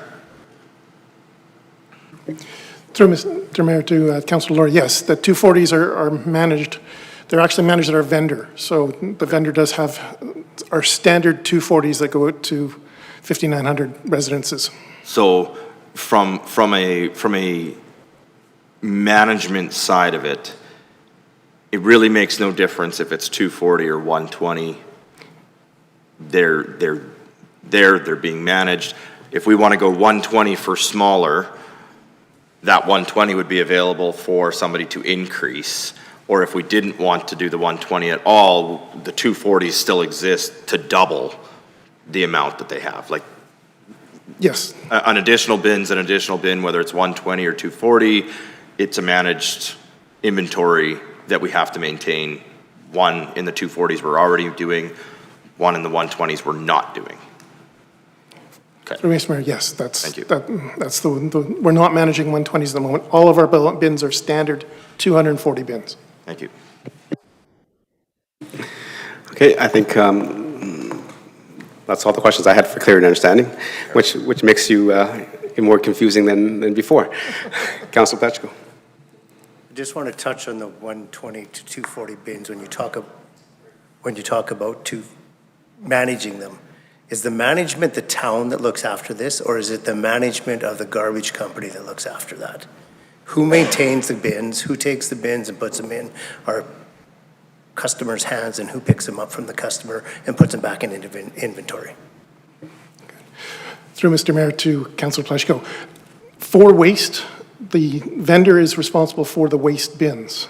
So they handle all sort of inventory at their site and delivery to the resident for the waste bins. For the organics bins, those organics bins are owned by the town, so we provide the delivery cars for those organics.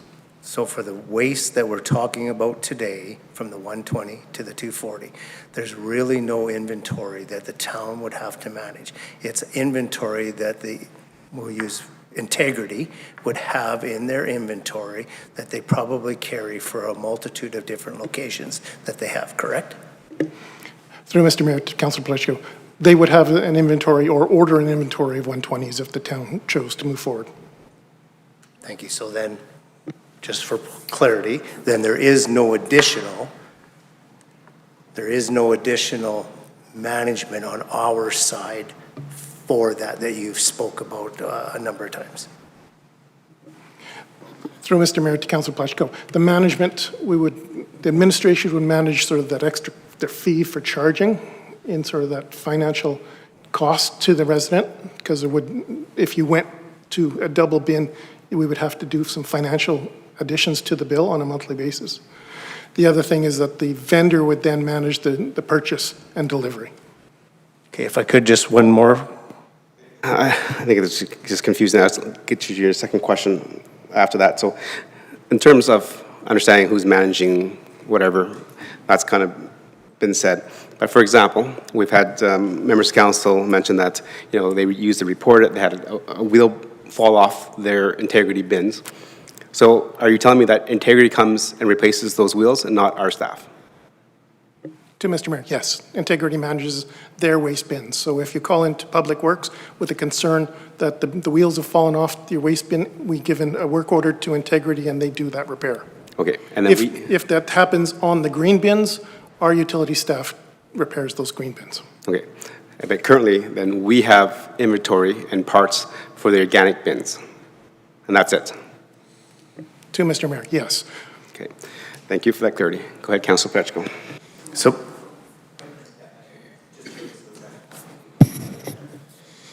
I don't talk loud enough normally? Okay, sorry about that. So I'm going back to your question you proposed of the 120-liter bin opposed to the 240, which is the waste diversion. There's really no additional costs for us to implement the 120 opposed to the 240 because Integrity actually manages the bins. And I think that is much more than what we were getting a bit ago. So that makes a little bit more sense to me when we're talking about controlling our waste diversion. That's all I have. Thanks. Thank you. Any other questions for clarity and understanding? You do? Okay. Councilor Lawrence, Deputy Mayor, go ahead. Thank you, Your Worship. So then the fees that we're charging for delivery, and I want to make sure I call it the right thing. The administration fees and the delivery fees are fees that Integrity charges to the town. Through Mr. Mayor to Councilor Loynes, the administration fee would be the internal fees to set up that account with an extra bin, if an extra bin is requested. The $100 delivery fee is if there has to be a new bin purchased for that residence, either a 90, 120, or a 240. If they want an extra bin, there's a fee for that purchase of that bin. And then there is an ongoing monthly charge. If there is an exchange, there would be no additional charge. We would exchange that bin and they would only have one bin in their residence. Through your worship to Councillor Loynes and all council, just to add to that, the $50 fee is a fee that the town has come up with to cover the costs as mentioned by the manager. The $90 fee and the $35 fee are passed through directly from the contractor. We aren't adding to that. It is just, those are the costs of the service that we receive from the contractor. Okay, perfect. No, I appreciate that. And then one more, if you don't mind, Your Worship. Go ahead. When we compare it to the other municipalities, I know offhand Spruce Grove uses Integrity as well, but Fort Saskatchewan, Beaumont, Leduc, Morinville, were they with Integrity as well? I'm asking, and I'll explain, in the event Integrity's contract doesn't continue past what we currently have, and our residents have the additional cart, I want to make sure that's something another garbage company is going to continue with, or if we would end up having to change this if our contract provider changed. Okay, go ahead. Through Mayor to Councilor Loynes, from the experience that we experienced with moving to Integrity, if Integrity were not to continue, we would probably have to do a bin change once again to whatever bin that vendor has. Now, we would outline it in our proposal to what bin size we have in our bylaw and are following, but at this point in time, the bins would again change if the vendor does change. Okay. But are these standard size bins across all waste contractors? Go ahead. Through the Mayor Choi to Councilor Loynes, the sizes are reasonably standard. We did see a change this time from US gallons to Canadian liters in that bin change from 85 gallons to a 120 or 240 liter bin, but they're very, very similar in those three sizes, 120, 240, and 360. Okay, thank you. Thank you. Okay, any more questions for clarity and understanding? Okay, see none. Administration, thank you for the presentation, and thank you for asking our questions for clarity and understanding. And definitely, if you see there's a little more understanding that needs to be done here. And so we'll go move on to the motion. Deputy Mayor? Town Council, 1, direct administration to allow for a second 240-liter cart for residential solid waste pickup in accordance with the recommended fees effective September 1st, 2025. And 2, direct administration to bring amendments to the solid waste management bylaw 2627/S/19 and fees and charges by Law 2709/G/24 to allow for provisions of a second 240-liter waste cart, including applicable fees for council consideration for August 25th of 2025. Okay, thank you. And that is the recommendation from our staff. So thank you for reading that in. Members of council, we've had that the presentation, the dialogue of clarity and understanding. Now there's a motion on the table. I've heard that there might be some changes or maybe some amendments. I'll open the floor for members of council for clarity and understanding and debate, and then also we'll go hold off amendments until a little bit later here. Go ahead. Thank you, Your Worship. And so I just, again, going in clarity, we've talked a whole lot here in regards to the different bins and the different fees. So just to recap, if we're looking at an additional 240-liter or 120-liter bin, there's an admin fee of $35. However, if there is an exchange of a 240 to 120-liter, there would be no administration fee. Okay. Correct? Okay, the administration fee is $50. Or sorry, $50. My apologies. Through Mr. Mayor to Councillor Laurie, the admin fee of $50 would be applicable. In an exchange, there would not be an admin fee. Okay. Okay. Go ahead. Then next would be the delivery fee. So an additional 240-liter bin was $100 for a delivery fee. An additional 120-liter bin was $90 for a delivery fee. But an exchange of a 240-liter down to a 120-liter, there would be no delivery fee. Through Mayor Choi to Councillor Laurie, that is correct. Okay. And then the last one would be that there is a $35 discontinuation fee for any one of those three options. Through Mayor Choi to Councillor Laurie, that is correct. Thank you. Thank you. Members of council, any other questions, clarity, understanding, and debate on the motion before we talk? Go ahead, Councillor Hansard. Thank you, Mr. Mayor. Just want to clarify, the old bylaw, you only got a second bin if you had a secondary suite. This bylaw allows anyone to have a second bin if they want it. They don't have to have a secondary suite. Am I correct? Through Mayor Choi to Councillor Hansard, that is correct. That is what we've requested. Okay, and even though council, a couple of us have asked, this opening of this bylaw to look at has nothing to say about the organic carts. Am I correct about that? Through Mayor Choi to Councillor Hansard, the only thing the bylaw currently says is if you have a 0.5 hectare site, you can receive a second organics bin. Okay. And there's no intention to change. All right. So, Mr. Mayor, I would like to raise a point then about that, if I may. Go ahead. I understand that if someone's got a bigger site, that might warrant a second organic cart. But truthfully, I've seen people with the larger yards have not very much in the way of plants, hedges, trees with leaves, shrubbery, or anything else that needs to be trimmed. And I've seen people in my own neighborhood, a mature neighborhood, about 30, 33 years old, that have a lot of vegetation on their lots. These people don't live on a bigger lot, but have a need for extra organic carts. And so I guess I'm a little bit concerned that we don't allow them to have the extra organic cart. The whole purpose in the beginning about the organic cart was to provide an alternative to everything going in the landfill.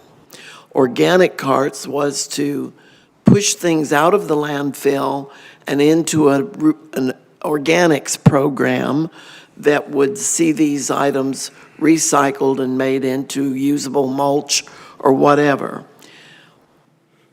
I guess I'm wondering what does it hurt if people with a lot of vegetation and plants on their property, several trees, multiple trees that need trimming, if they want the extra cart, why do we have to have a qualifier be the size of their lot?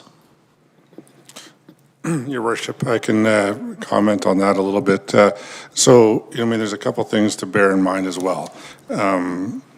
Organics, so what would typically be your household, waste, you're making dinner or whatever you're doing, grass clippings, leaves, branches, so on and so forth. As residents, we have that option, we pay for it, but it's on, we have the green bin in front of our houses, the vast majority of us residences. But we also have the option to take that to the recycle center for basically, whatever you want to call it, the price of gas or the bag there, so on and so forth. In contrast to waste, where we would have that one bin, we do have an option. We can go to the transfer station, but as non-county residents, we would be paying to do that. So, I would say, what's one of the rationales for just the one organic bin? That would be one of them for what would be 98% or 99% of residents within Stony Plain. One thing I want to point out that hasn't been really discussed or brought up, but I do think it's something worth bearing in mind. There's a simplicity to the system as it is now. Absolutely any changes you make, bigger bins, smaller bins, so on, and whatever, will add intricacies, whether it's to the contractor, whether it's to our own staff, whether it's to our computer systems, whether it's to our people out on the streets, so on and so forth. And although we can't quantify that right now, and maybe never would be able to, it's safe to assume that the more complex the system gets, the more expensive it becomes. What we have now is a baseline system that I do believe for many, many people in this community, it's good, it works. For some it doesn't, fair enough, but I think council has to be cognizant that these costs for any or all of these changes will be there. One way, shape, or the other, they will show up. They will show up in a contract in 5 years. I would say one of the cost barriers that the system can put into place, or should, because the more bins we have to pick up, the slower it goes, and those costs will increase for everyone, not just for the people that got an extra bin, so to speak, or needed an extra bin or requested one. I think the other challenge that we could see down the road is simply we will have to break, not all these areas are on Mondays. The more bins that go out, the areas get bigger, and we have to move around the service pickups. Hard to quantify any of that specifically, frankly. But I do think council should just have that in perspective, that the complexity, the more bins. So again, when we spoke about this, questions about why did we come to this recommendation or the relative simplicity of it. If we have 500 people pick this, choose this, that will impact delivery times. That will impact delivery. I don't think it'll be that many. That's not our estimate. But if we start to put that number goes up, it will have that. And then those extra costs are pushed back towards the baseline cost, which would increase the entirety. So I think that there's a balance point that council will have to consider, and I know you are, about what's the user fee model specifically versus the baseline fees that everyone is prepared to pay. Appreciate the opportunity, Your Worship, to provide a bit of commentary there. I hope I didn't go on too long, but I just thought that's some relative information for this evening and in all likelihood for down the road. Okay, thank you. Councilor Hanser, anything else, or should we come back to you later? Okay, Councilor Pletchko.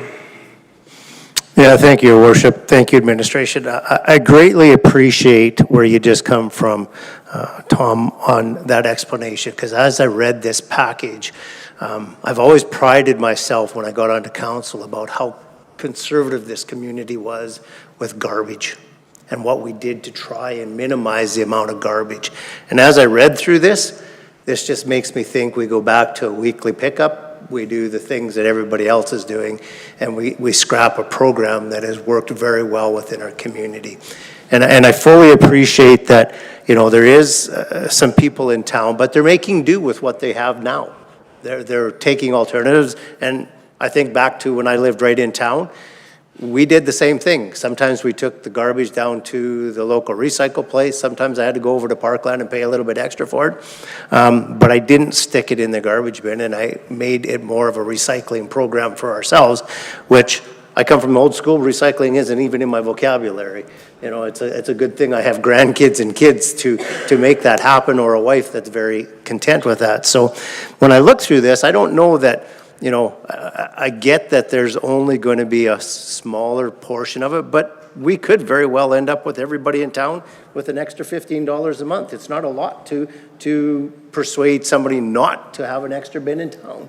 You know, so when we're talking about this, I think we need to be talking about a number of things. I think we need to be figuring out how we conserve that.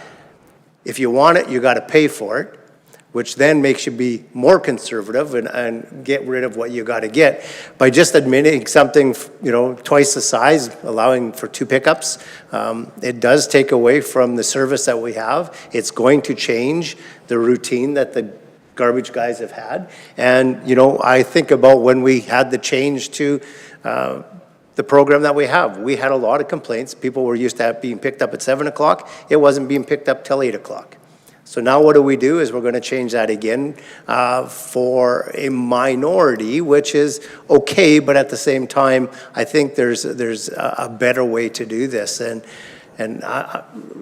sitting here listening to council discuss 240 and 120 carts, I'm not sure we even know what it is that we want yet today.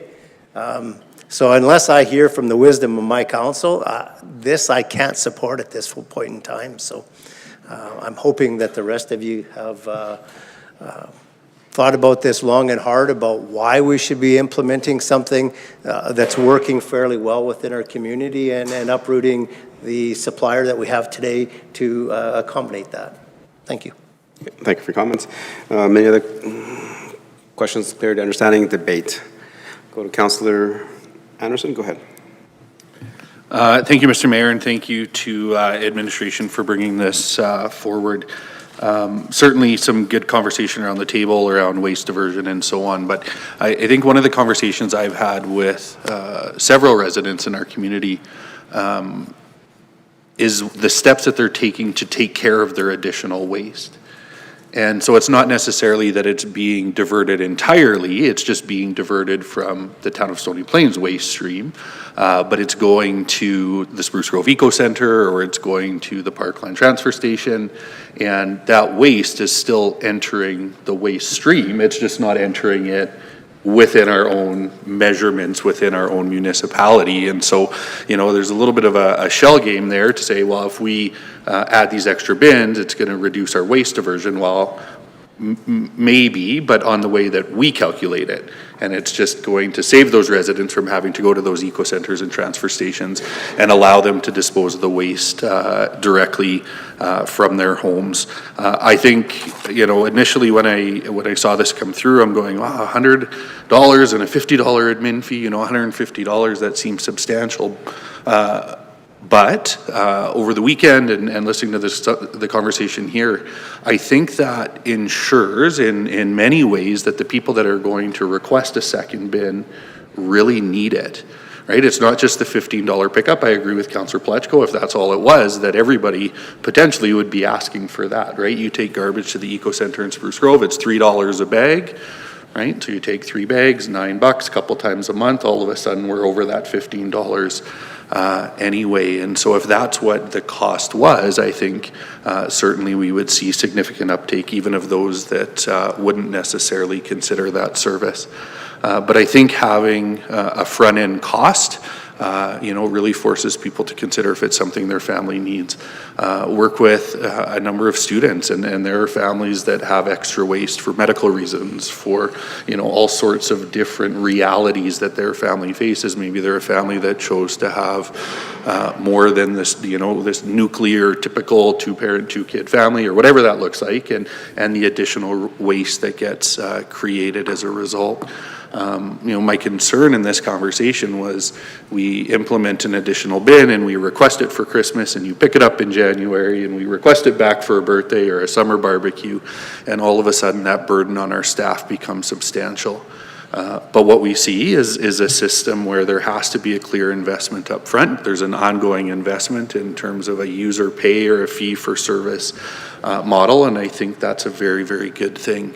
When we talk about 120, certainly I appreciate the senior perspective and the management of that bin. The conversation that I've heard around reduced size has been more about reduced cost. Well, I don't create as much waste, so I shouldn't have to pay as much as everybody else. And in that case, while we still have a standard lift fee, we have the standard operator, to actually come and physically pick up that bin, it's the same cost regardless of the size. Where that may shift is the disposal on the other end, but neither here nor there for the intent of the conversation today. And so I appreciate what's before us. I think it answers a number of resident concerns that were raised going back to the 2021 election. This was next to the rec center.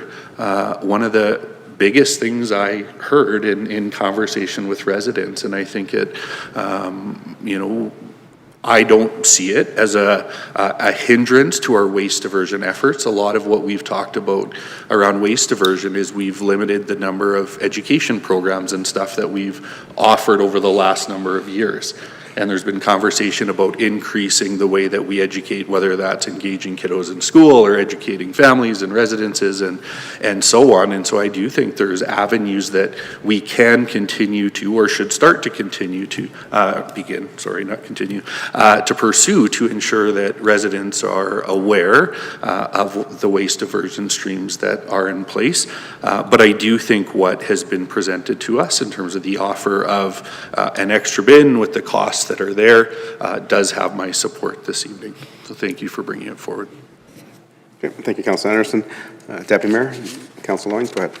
Thank you, Your Worship. Just a quick question again in regards to the fees with this. We're saying it's $15. We know generally fees change every year when we go through our fees and charges bylaws. So I'm curious, is this a locked-in rate of $15 regardless, or will this fluctuate as per all the other standard cans? Go ahead, Administration. Through your worship to Deputy Mayor and all of council. This is the number that administration is proposing for this change at this time.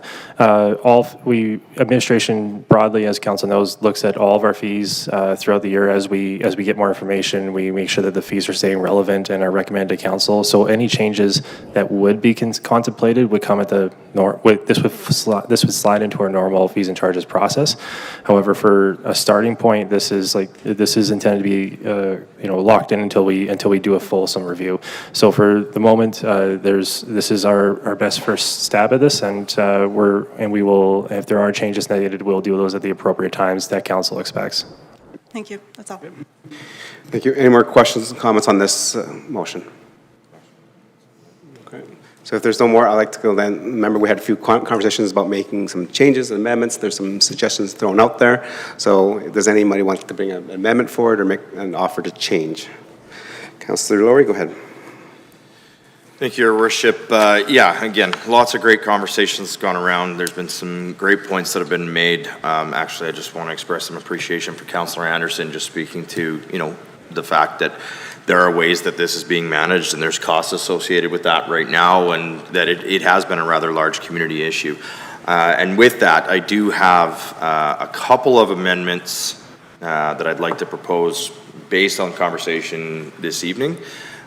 So I did email two of them into administration. I got a head nod, it appears they have them. So the first amendment that I would like to propose would be that we direct administration to allow residents to request a 120-liter waste cart in exchange for the standard 240-liter waste cart for residential solid waste pickup in accordance with the recommended fees effective September 1st, 2025. And then either can do the amendments individually, Your Worship, or if you'd like, could offer all three at once. Just hold on a second and let that come in.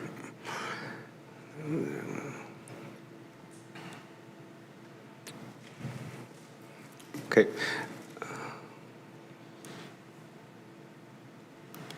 Let's deal with this one first. Okay, perfect. So if I can speak to that, Your Worship. In my course of time on council, I have heard from just as many residents requesting smaller bins that I have requesting additional bins. It's been one of the challenges that I think some of our senior residents in particular have faced, is that a 240-liter waste cart is rather large. It is rather awkward. I have had a personal story of one down the road from where I live who she slipped and fell with her waste bin because it was so large and caused her to break both her wrists. Again, that might be the extreme of the scenario, but I think as we talk about environmental responsibility, if we have a resident who is requesting to go down to a smaller waste receptacle, I think that is in line with our environmental responsibility plan in wanting to generate as least waste as possible. Because if that's the size of bin that they choose to have, they're going to endeavor to only use that much space. If somebody has a 240-liter waste cart, they are more inclined to just continue to put it in there until it's full. And then once it's full, maybe then they look at doing other things. But when we look at the waste stream that we have, I think it's appropriate. We see this in many other communities where they do have the option of the smaller bin. Do understand that, yes, it does add a layer of complexity, which will add, maybe a little bit of increased workload. But I think, we have to be responsive to the services and the requests that are being demanded within the municipality when reasonable. And I think this is one of those things that is very reasonable for us to be providing as an option to our residents. It's an option to make their lives a little bit easier when it comes to the waste management, and it aligns with the goals that we have in our environmental responsibility master plan. Okay, thank you. Members of Council, you've seen the amendment on the floor. Questions, comments, debate on the amendment. Councillor Anderson, go ahead. Thank you, Mr. Mayor. Thank you, Councillor Laurie, as well, for bringing this forward. To administration, just quickly, there was a comment earlier around the maintenance of these bins, how a call comes in, a work order gets sent off to Integrity, and then they dispatch staff to take care of that. When we're talking about an exchange of this manner, just briefly, who's managing that request? Is it as simple as the call comes in and we send that request off to Integrity, just as we would with a repair? So what would that request look like from a management perspective? Okay, go ahead. Through Mayor Choi to Councillor Anderson, that process would be as existing, so a call would come into Public Works, and the Public Works would create a work order for Integrity to exchange that bin. Okay, no, and I appreciate that, and that call is potentially coming in anyway, saying, I would like this, and we're saying, well, that's not currently available. So it doesn't sound like, other than the creation of a work order, that we're creating any increase workload for the staff at Public Works who are taking those phone calls. Would that be fair? Through Mayor Choi to Councillor Anderson, that is correct.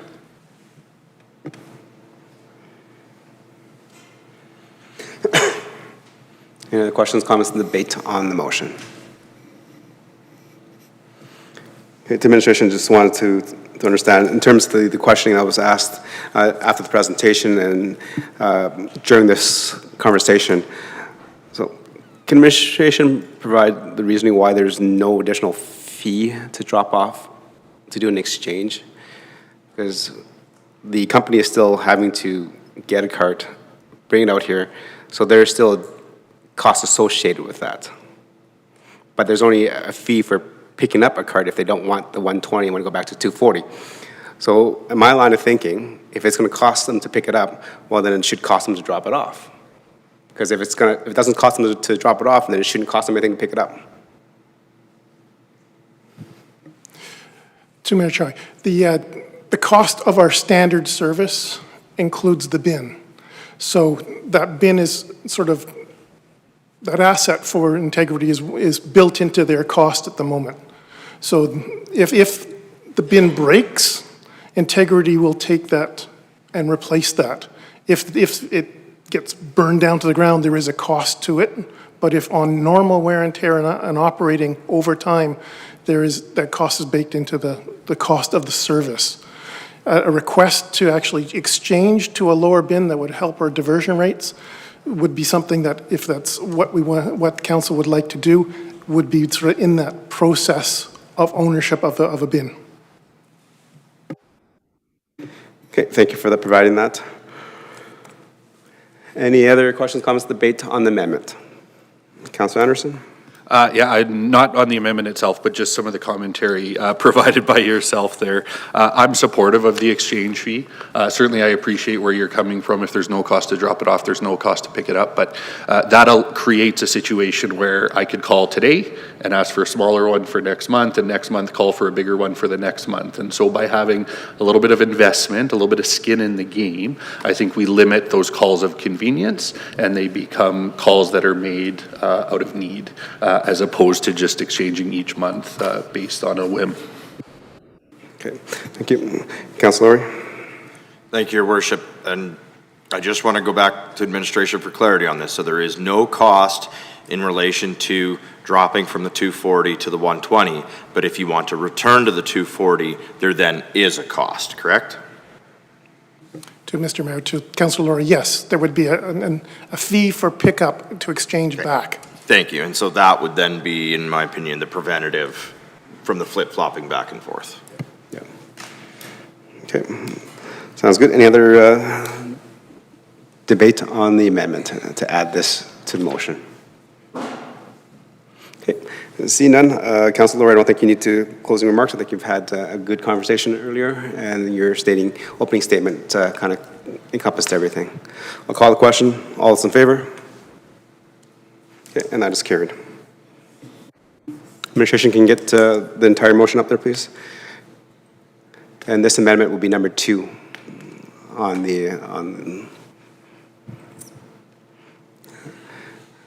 and then the bylaw changes will be number 3.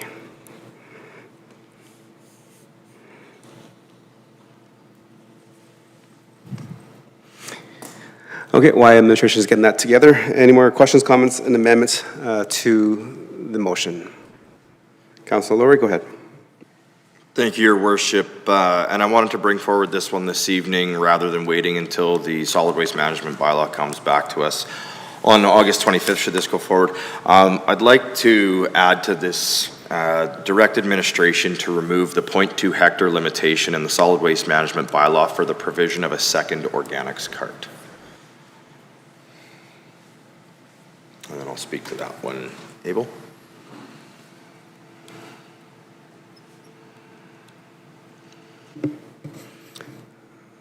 Administration, can you just provide that amendment on there, please? Okay, go ahead, Councilor Laurie. Thank you, Your Worship. This is one, again, that I've heard multiple times, maybe not as much in regards to different cart sizes and so on and so forth, but just especially in Old Town, we do have several large lots that don't quite meet the 0.2 hectares. We also have several lots where I think Councillor Hansard had spoken about that have different vegetation and so on and so forth that are included on their lot. The whole point of the organics program is the responsible waste management and is waste diversion. We do have a provision in where the additional organics cart does include a monthly fee. But as we've kind of talked about today, I think there is also a great benefit is to if we had a pick up and drop off fee, if you'd like to consider it that way. If we have a resident who is struggling with the weekly pickup of an organics cart in the summer, because we do weekly for the organics in the summer. It's not bi-weekly like our garbage is. I think we should be trying to accommodate that in whatever way possible. Now, I think we don't want everybody to be getting a second cart just on the basis that they may need it once. So to kind of hedge that, the idea of having a pickup fee or a drop-off fee or requiring them to pick it up from Public Works and drop it back off when they'd like to discontinue, because I would presume it would be pretty hard for somebody to be using 2 organics bins throughout the winter period when they're not cutting grass, trimming trees, so on and so forth. But this is another one of those things where it's encouraging that environmental responsibility portfolio of having that waste go into the right stream. I'd rather see us allow this than have them fill up half of their waste cart with products that should actually be going into the organic stream just because maybe they've got room in their waste cart. Okay, thank you. Members Council, Questions, comments, and debate on the amendment? Councilor Anderson, go ahead. Thank you, Mr. Mayor, and I appreciate the reasoning for this one to come forward. I do feel a little bit differently, though, about increasing the number of organics bins sort of as a general rule, and I think my justification is what's been already presented in that we already have that weekly pickup, and we're not waiting, 2 weeks necessarily to be able to fill that additional bin. And I think generally, as we've heard this evening, the added cost of managing programs and so on, with these particular bins, this now is managed by our public works staff, so we're not relying on a contractor for the exchange, we're relying on our staff to do all of those things. And so for those reasons, I am supportive of leaving this section as is, and won't be supporting this amendment this evening. Any other questions, comments, debate on the motion? Deputy Mayor? Thank you, Your Worship. I appreciate Councillor Laurie bringing this forward, but I do have to agree with Councillor Anderson. Our green bin through the summer, when we use it most, is picked up weekly, and I struggle for the same understanding as the potential for having our staff have that additional work, even with the fees associated, which obviously we didn't discuss if possible. But yeah, I think allowing weekly pickup that we already have for the green bin makes it easier, as well as the fact that we do have the Eco Center, that if somebody did want to drop off their trees or grass clippings, then that is always available to them. So no, I don't think I can get behind this one either. Thank you. Councilor Hanson? Thank you very much, Mr. Mayor. I'm in support of this amendment. I don't think we can say people have the option to take it to the transfer station in the county or to take it to Rotary Park. There's a lot of people don't have a vehicle that they can fit extra brush and big bags of grass and clippings and things in. I do not believe that we should expect that everybody can take these other options. The other issue is, I'm always grateful when people take care of their yards, when they expend some energy making things look nice instead of letting it go, as you see in many neighborhoods if you drive particularly into other communities. The other thing is I have tried to save extra piled up grass clippings. I can't lift the bags. I can absolutely not lift a bag full of grass clippings that have sat there waiting for the next week's garbage.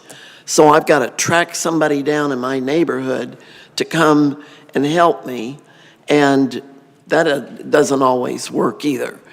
And by the way, by the time you let an extra bag of grass clippings sit around for a week, they don't smell very good. You don't want to put that in your car. So I do believe, I totally respect what the town manager said about keeping things simple. However, since we went into the whole business of cutting back what goes into the landfill, people have engaged this process. They have been interested. They want to do, for the most part, the right thing, and they want to do what they do better. But sometimes they're asking for a little assistance here, and I think that that's what we're looking at. I appreciate that we do have organics pick up every week during the summer, but a week goes by very slowly when you're sitting there with a rotting bag of grass and so forth from a mowing that had to happen because your grass was growing like crazy with all the rain and everything. I would be in support of this amendment. Thank you, Councilor Hansford. Councilor Pletchko? Yeah, thank you, administration, and thank you, Councilor Laurie, for bringing this forward. Question to administration on the 0.2 hectare portion of it.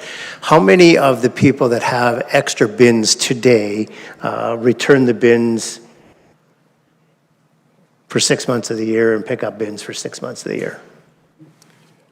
Through you, Mr. Mayor, through to Councilor Pletchko. Currently, we do not get bins back If we've issued bins to a residence, they stay with that resident, that we don't receive them back. If they fail, we repair them. But at this point in time, we are not getting bins coming and going from Public Works. Okay, so I'm just going to leave it there for a minute. Okay, well, I'll add into that unless somebody else has something to add to the debate. Or do you want to add to the debate? I've got something to add. I will go to you first before I. Yeah, no, thank you for that. And certainly there's been that conversation this evening about environmental responsibility. We've talked a little bit about big trees and leaves. We've talked about grass clippings. In fact, just a quick search of mulching's impact on your lawn gives a plethora of information about the positive impacts of cutting your grass maybe a little bit more often when it's shorter and allowing the microbes and bacteria and everything to do their job, microorganisms to break that down into the soil. And so, you know, certainly can appreciate again the conversation, but if we're talking about true waste diversion, I think that's taking it out of, you know, our recycling and organic streams as well, and we can use that to enrich our soil instead of having to use chemical fertilizers and so on. So I do think there are certainly other avenues to divert some of this organic matter. It doesn't have to be in the green bin. In fact, there's lots of people that again call for that last sort of leaf fall to be mulched and left on the lawn for little bugs and bees and so on to survive the winter and be available in the spring. So just some additional thoughts there. Thank you. I have a question for administration. In terms of the current bylaw where it allows residents to have a 0.2 hectare site to get an additional bin, how many lots or properties meet that criteria? And out of those, how many actually have requested a second bin? Through your worship, the council, we don't have that number available right now, but just some general dialogue to add to this. It's predominantly, there's some Old Town lots that would fall, like it's a very narrow amount of Old Town lots, but there's some in the south of town that are on the larger parcels, just on the southwest. But majority, there isn't an overwhelming amount of lots that fall within that category. Okay, thank you for that. And then I will enter debate because I think everybody's had their opportunity to say what they wanted to say. Okay. Definitely appreciate the thought and the process of bringing this amendment forward. I will not support the amendment. I think we do have a good policy that allows those individuals with lots that have those 0.2 hectares or 0.5 acres and larger, the ability to get a second waste cart that does not cost them anything because we want to promote that. And hearing from the manager, nobody has called to ask them to pick up their cart in the wintertime, so I don't think that is an issue. However, I do have an issue in terms of adding additional carts to our streetscape. We have many concerns in terms of parking, availability, and the amount of space in between carts that needs to be done. If this motion is actually, the original motion is considering adding an additional waste receptacle to that. If we're going to add an additional organic cart, I can just imagine how the streets can be lined every garbage pickup day, which will cause some parking issues, calls to the bylaw, and complaints with neighbors. So in terms of trying to be more environment friendly and part of our environmental strategy, I would ask people, and I have many times, I'm not too sure how members of council approach a concern like this, but I'll tell you how I approach this. When I receive a concern from a resident that they need a secondary organic cart because they can't fit all their stuff in, I said 100%. Let's go and take a look at it. I make sure I know where they live, when their garbage day is, and I go to that property during garbage day, and we go for a walk. How many of your neighbors have the green bins out? 30% of their neighbors have the bin out. So you need a second bin because 70% of your neighbors are not using theirs? And I talked about in terms of what we want to do in terms of our community, building a strong, vibrant, and connected community. I said, go talk to your neighbors. Ask them what they're doing, when they're pruning, when they're deadheading, so that you can work together as a community. That strengthens that community bond, and you know who your neighbor is. You know, I live in a cul-de-sac. I have a very large backyard, as many of you have been over, and I talk to my neighbors. We text each other and say, hey, I'm gonna be doing this, I'm gonna be taking a tree down, shrubs down, can I use this? That is community, right? Having this additional bin, I don't think will create community. Actually, it's gonna be the opposite. It's gonna cause neighbors to fight over parking spaces and then missing pickups because they're too close to the next bin and having all the bins not picked up on that 3 or 4 blocks. That is not what we want to do in the town of Stoney Plain. So I do understand where you're coming from with this, Councillor Laurie, but I will not support the motion. Thank you. I'll give you a closing. Appreciate it. Thank you very much, Your Worship. And again, I think there were some fantastic points brought up on both sides here. I'll just touch on a couple of them to close. So again, I'll start with where you kind of finished off there in regards to community and so on and so forth. I absolutely agree with you. At any time, if somebody is in a situation where for one time, or maybe, you know, the odd time they need additional space in an organics cart, absolutely. The ability to speak with your neighbor, the ability to maybe utilize some space that they're not using, I think is fantastic. And I think most reasonable people would do so. What I am more aiming at is that there is a small segment of the community, a very small segment of the community who would not meet the 0.2 hectares, therefore would not already be engaged and involved in the program, who have asked for this. And we have a barrier in place. It has an extra fee to it. So I don't think we'll see a plethora of residents requesting an extra organic cart, an extra green bin, and being willing to pay an additional monthly fee for that if it's not truly required. So I don't foresee anywhere near the likelihood with an organic cart compared to an additional garbage bin as to where we will see a large number of extra organic carts out on our streets during regular collection day pickup. You just mentioned, well, 70% of your neighbors don't even put the organic carts out.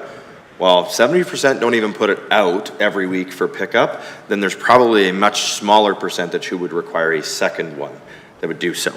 All this is designed to do is just to remove the barrier of the lot size. And part of that reason is, if you think of a standard residential lot, if all they have on it is grass clippings, likelihood is they're fitting it all in one organic bin, no problem. But what happens if that person decides that they want to be more self-sufficient and wants to plant an entire garden? So they want to take their entire backyard, they want to turn that into a food-producing garden for them and their family. Well, I can tell you, every time they go to do harvesting, every time they go to do weeding, all of those kind of things, it's going to generate a substantially larger amount of organic waste. And absolutely, mulching is a great option for that.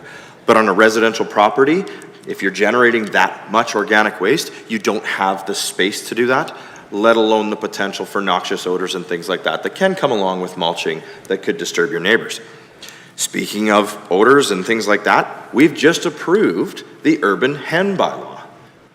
What do we believe that part of keeping hens will generate? More organic waste. Whether it's bedding for the chickens, whether it's chicken manure if they choose to dispose of it in the waste bins rather than or in the organic bins, rather than reusing that in a garden or selling it off to neighbors as fertilizer for their gardens and so on and so forth. And many, many great points in regards to, you know, yes, a little bit more of a challenge for administering the program. Yes, it might be an additional cart on the street or so on and so forth. But I just encouraging council to think realistically, if there's going to be an additional cost to this, how many people will subscribe to it? And the only thing that this amendment is asking is simply to remove the lot size from that decision. That's it, that's all. It is allowing anybody within the municipality then who has the specific need because of how they manage their lot to have access to this. It's just a change to take it away, because right now if somebody calls in and has 0.199 hectares and they garden that 0.199 hectares and so on and so forth, they automatically get told no. They don't even get the ability to do so. So again, we've been making progress in other areas of urban agriculture. We've been making progress in other areas of environmental. All this amendment is designed to do is there is a small barrier here in place that I think doesn't need to be there, and I think removing it is a very, very low-risk activity that will have benefit to a small segment of residents who have asked for it. Okay. Thank you for the motion and then the summary. I'll call the question. All those in favor of the amendment? Opposed? Okay. Thank you. That is defeated.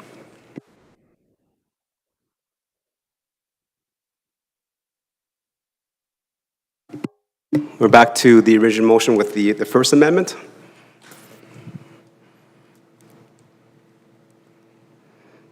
I'll just wait until it gets back on the screen. There we go. Okay, thank you very much. And Councilor Pleshko, you have your hand up. Go ahead. Yeah, thank you, Your Worship. Back to administration. So we've been talking about 240-liter carts and 120-liter carts as additions. Anywhere in the conversation with integrity have we talked about the 360 not being an addition, but being the only cart that we have to conserve space on our streets? Okay, go ahead. Through Mr. Mayor to Councilor Pleshko. The way that Integrity's arm currently provides is if it's tuned to the 360, it cannot pick up the 120. It actually will crush that small cart.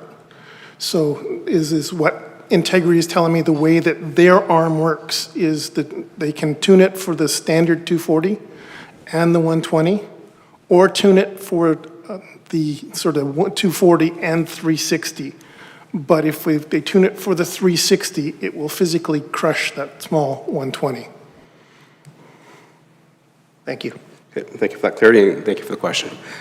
Any more questions, comments, and debate on the motion on the floor?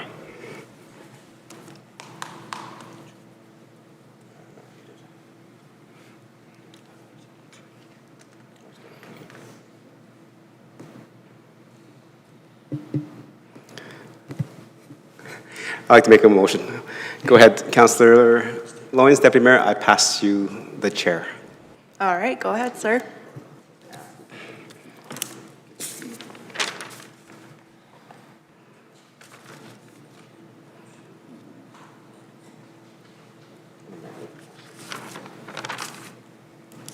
Thank you. So again, we had a good conversation around the table and got some questions of clarity and understanding from administration. And we talked a lot of things about making sure that we provide the needs and services for residents.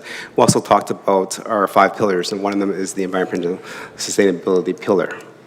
I think adding an extra 240-liter cart does not do any favors to our environmental sustainability pillar. However, do I understand the fact that there are occasions and situations when people do need the additional garbage bin, and I would 100% agree with that in terms of family size, difference of renters, or if you have a big party during Christmas, etc. But allowing somebody to have a second cart, I would agree with. But I don't think another 240-liter cart is necessary.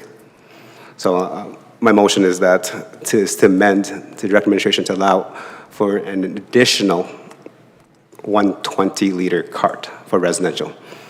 So we'll remove the word second.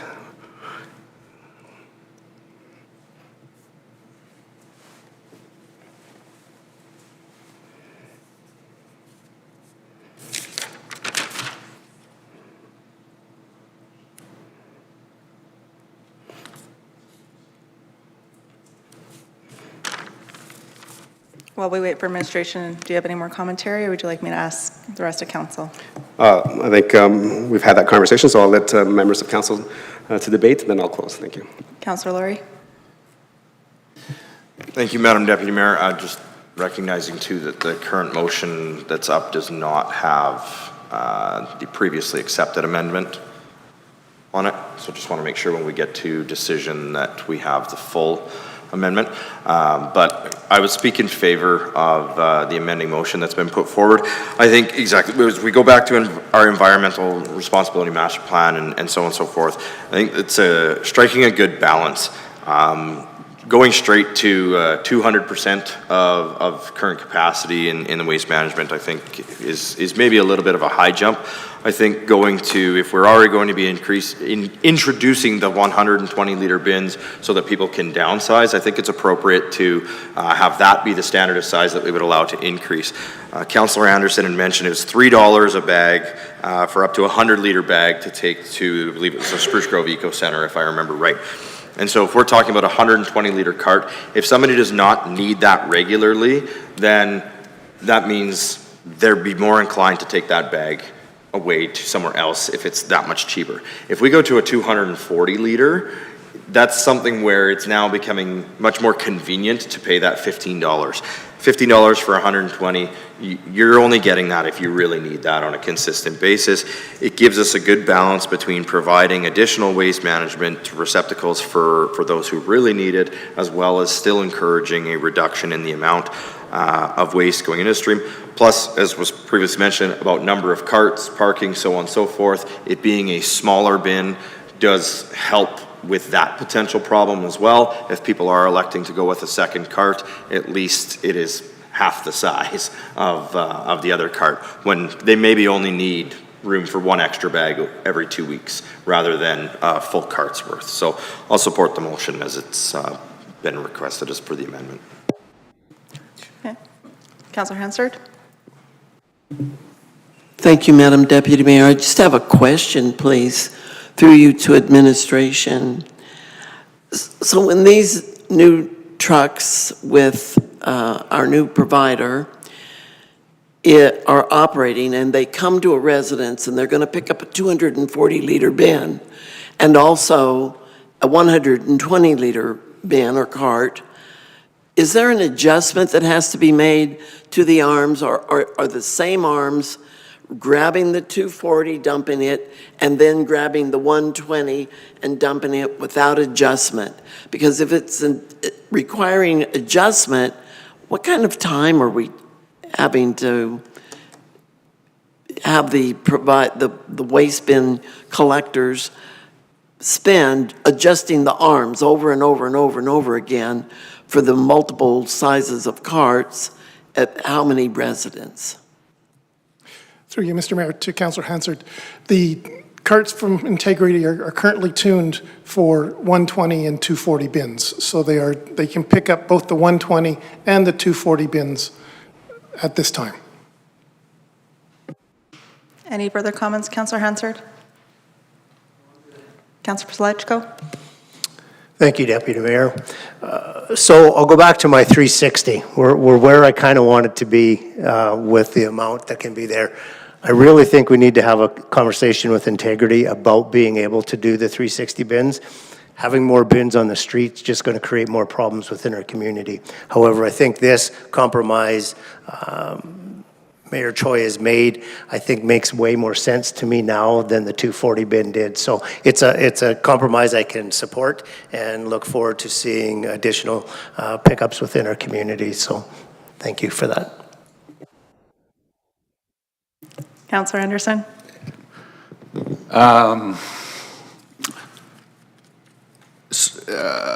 Where to start?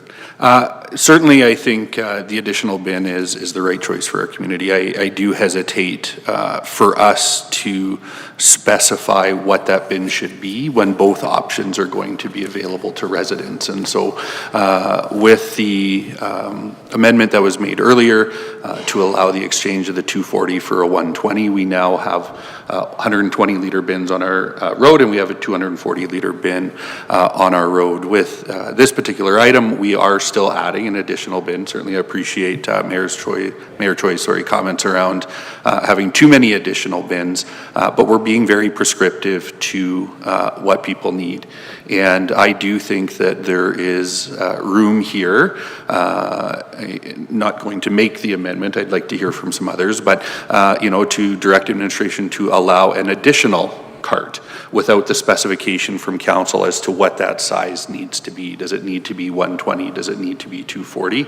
I think our residents are able to make that determination for themselves. And I think we're acting on a bit of an assumption in that if we provide a 240 liter bin, if that's what it is, that they would utilize that full allotment, and that may or may not be the case. As Mayor Choi has alluded to, it may be a situation where a number of neighbors work together and share an additional bin, and one has it on their tax roll and another provides the, driveway beers on Friday night, whatever that looks like. But I do hesitate for us to be as prescriptive as this is. As I've said, I'm not going to make the motion right now to alter that. I do want to hear from the rest just on that thought before offering an amendment.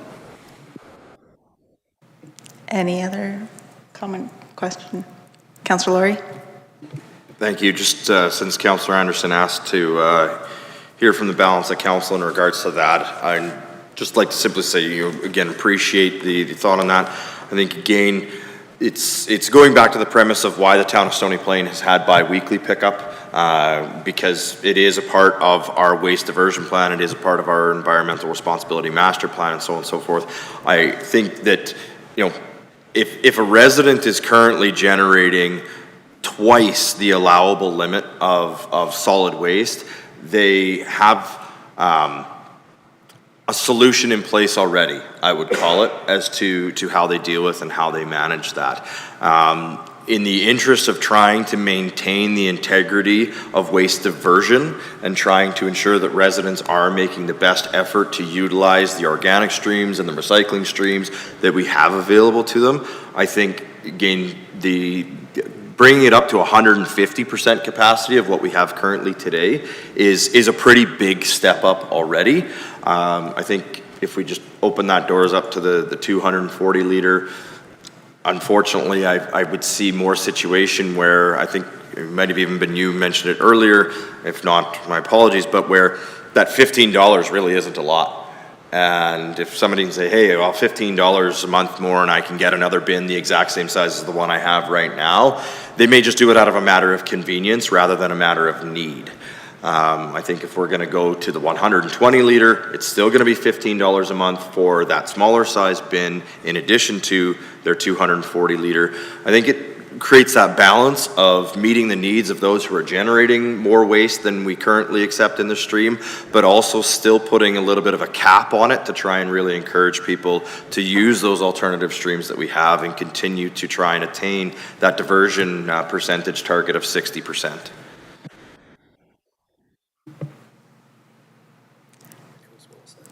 Okay, seeing as there's no more hands up, I just have a quick question for administration. It was mentioned, you said the 120 liter carts were narrower or shorter or both? Through me, I tried to. Councillor Lyons, they are both. They are both shorter and also wider. They accept about 3 bags of garbage. Okay. Thank you. Household bags. Okay. All right, I will hand it back to you, Mayor Choi, for closing. Okay, thank you, Deputy Mayor. I appreciate the conversations and thoughts from members of council. I do ask members of council to support the amendment. As kind of mentioned, we are still have one of our COGs, which is the environmental stewardship COG, and we'll continue to focus on that. I think we mentioned about education, just driving out there to have people understand the different recycling possibilities out there besides just throwing everything into the garbage. So I think to address some of the concerns that we've heard from our residents, some families cannot make this meet. And no matter how hard they try, it is difficult because of the blended family or just because of the current situation they're in. And in terms of, if they have family over visiting for a month or two, this gives them that option. And having a 120 liter cart is a good addition for that. Now that we did not have the 120 liter cart prior to this motion being added in. If we didn't have this, I would not bring this forward. But since we have it, the carts are already available, this makes sense in terms of the next step up for residents to provide that service level.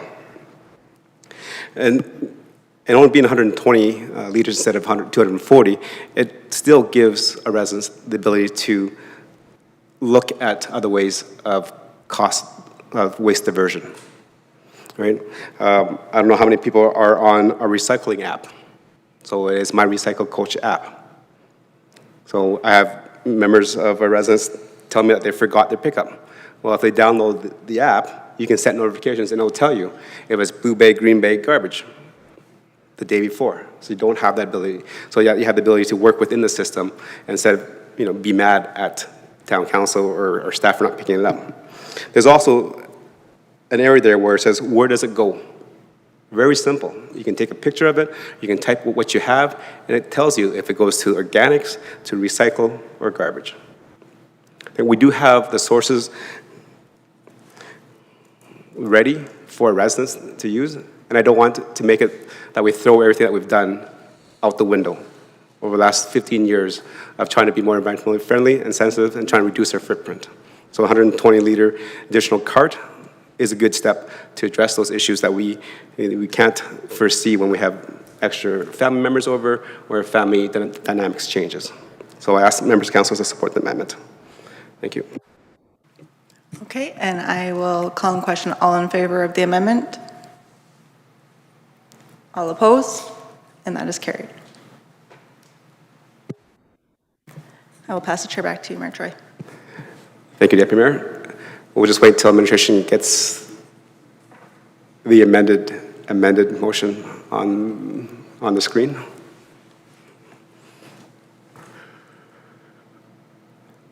Okay, while administration is doing that, any more conversation, debate, amendments to the motion?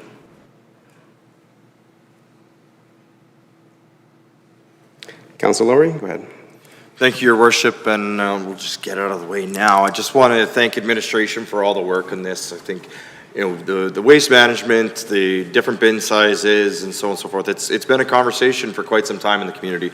I think Councilor Anderson said, this was something that he heard about 4 years ago on the campaign trail to become a member of council and be elected. And it's something that I think those of us who've been here for whether it's 8 years or what are we at, 16, 18, 20, and Pat, I can't even guess the number anymore. It's waste management and garbage is a topic every single year. And it's something that affects residents every single day. And I just appreciate the hard work that's gone into this. I think, again, we're going to have some pretty happy residents here in about 2-3 weeks' times when those first bills come around with the reduced waste management fees on it. And then to be able to have this come in front of council at the end of August and hopefully have a decision made and that ability to open that up to those residents who've been asking for either a smaller bin or an additional bin. It's a great opportunity that has taken a long time to come around, but I'm glad it's here and I'm glad we've been able to move this forward and just appreciate all of administration's hard work to make that happen. Thank you, Councilor Lowry. Any other, now that the motion's on the screen, any more questions, comments, and debate on the motion? Your Worship, if I may, just a bit of a liberty here. If you might have watched us doing it on screen, but there were some changes made to number 3 as a result of the passage of number 1, so to speak, but I think we've got it cleaned up and got it council's intent. Okay, thank you very much. And since it's been a long time since the original mover moved the motion and there's been a couple amendments, can administration read the motion back, please? Thank you. Through your worship to all of council, that town council direct administration to allow an additional 120-liter cart for residential solid waste pickup in accordance with recommended fees effective September 1st, 2025. Direct administration to allow for residents to request a 120-liter waste cart in exchange for the standard 240-liter waste cart for residential solid waste pickup in accordance with recommended fees effective September 1st, 2025. And direct administration to bring amendments to solid waste management bylaw 2627/S/19 and fees and charges bylaw 2709/G/24 to allow for the provision of an additional 120-liter waste cart and an exchange of the 240-liter cart for a 120-liter cart, including applicable fees, for council consideration on August 25th, 2025. Okay, thank you very much, and that's what I recall, so thank you. I know it's been a long time with little conversations and amendments. Members of council, any more questions, comments, and debate on the motion? Councilor Hansard, go ahead. Mr. Mayor, I just want to make sure what we're actually voting on. Are we don't have to have first, second, third reading on this. We're having this come back to us August 25th because Because it's just the fees and charges. So we will approve Okay. administration for us to allow this, and then as a council, we have to approve the fees and charges, and then that's what's coming back on the 25th. Okay. So on August 25th, we're not coming back for another debate of this conversation. It's just then the passing of the fees. Of the fees and charges. So are we, if this passes tonight, we can call up a few of these people who call us on a regular basis and say, we're allowing you to go to the small carts? We're allowing you to have a second cart? That is correct. Well, I'm a happy person. Thank you very much. Well, that's good. Thank you, Councilor Hanson, and I appreciate that comment because I think you said you're 1 for 3, and then you add another question, now you're 2 for 4, and that comment makes you 3 for 5, so you're batting 60% now. Mr. So, Mr. Mayor, you are a scorekeeper. so we're doing good. Thank you. We're moving that average up, Councilor Hansard. Okay. Any more questions, comments, and debate on the motion? Councilor Loyens? Deputy Mayor, closing? None. Okay, thank you very much, administration, for this, and thank you for taking council's conversation and direction. Again, you can see it's a topic that council's been dealing with for a long time, and I'm glad to see that we're moving forward on some different perspectives and different avenues where residents can choose from. I'll call the question. All in favor? That's carried. Right, moving on to our agenda, we're looking at number 10, which is council discussion. So this is the time that council has the ability to update members of council on current boards and commission meetings, also ask any questions or forward anything that they've heard from residents over the last little while. Councilor Hansard? You're starting with me. I'm so honored. Thank you, Mr. Mayor. I want to remind everybody that we have 2 events this summer that have become a regular in our summer schedule. Wednesday night, we have summer sessions at Heritage Park. Last week, we had about 650 or so people there, and we had a really wonderful time. That main attraction was a rock group, so it's amazing how many people of what ages like to get out there and rock. Also, this Thursday is our second of Midsummer Thursdays, where people come downtown. We're going to have a town booth. You can come and talk to all of us at the town booth at various times in the evening. And come experience that, because that was another one of those events. We weren't quite sure how it was going to go, but it's very well received by the community.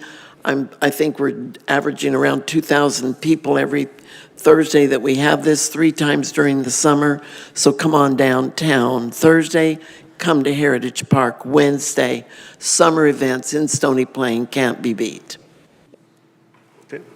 And thank you. And then also on Thursdays, we have the cultural campfires right behind us in the Shikawi Park. So again, every Thursday till August 8th, 17th, 24th. Somewhere around there. It's on the website. I think it's 17th. So thank you very much for that. Deputy Mayor? Thank you, Your Worship. I just want to say that it was a pleasure to be invited to go to the Enoch Cree Nation competition powwow this weekend. I had the ability to attend on Sunday for their grand entry. It is always so nice that our Indigenous neighbors like to include us and show us their culture, and I appreciate always having the opportunity to be there. Thank you. Thank you. Councilor Plechko? I just wanted to wish everybody a happy summer. I look forward to seeing you out and about through the summer, talking to residents, and I would encourage all of our residents to thank the organizers that are putting on these events for the summer. Without the events, we wouldn't have the residents out. So just kudos to all those that are putting the events on. From my aspect of it, I think you're doing a phenomenal job, and it's bringing out a lot of people to our community. So thank you. Thank you, Councilor Plechko. Councilor Anderson? Nothing for me, thanks. Okay. Councilor Laurie? Nothing this evening, thank you. Okay. Thank you very much. And for me, I just wanted to thank our staff for the work they've done in terms of bringing the agenda forward. As you can tell, it's been coming for a long time, and those researches and conversations you've had with other municipalities and our providers gives us the ability to have that conversation amongst council. And with that, just wanted to make sure I thank everybody for a great, I guess, 6.5 months already. And we're going to summer break, so hopefully you have the opportunity. As mentioned, we have a lot of summer events. Make sure you're taking part of them. And for sure, if you see us around town, definitely come and say hi to us. Ask us any questions that you may need to be, like, just thinking something that's on the tip of your mind that you want to ask those questions for. All members of council have the ability to answer them. If not, they have the ability to find those answers for you. So that's the best thing about this team and our administration. We will get you the answers. Okay. And with that, have a great summer. We'll be seeing everybody back in August. With that, we're adjourned. Thank you.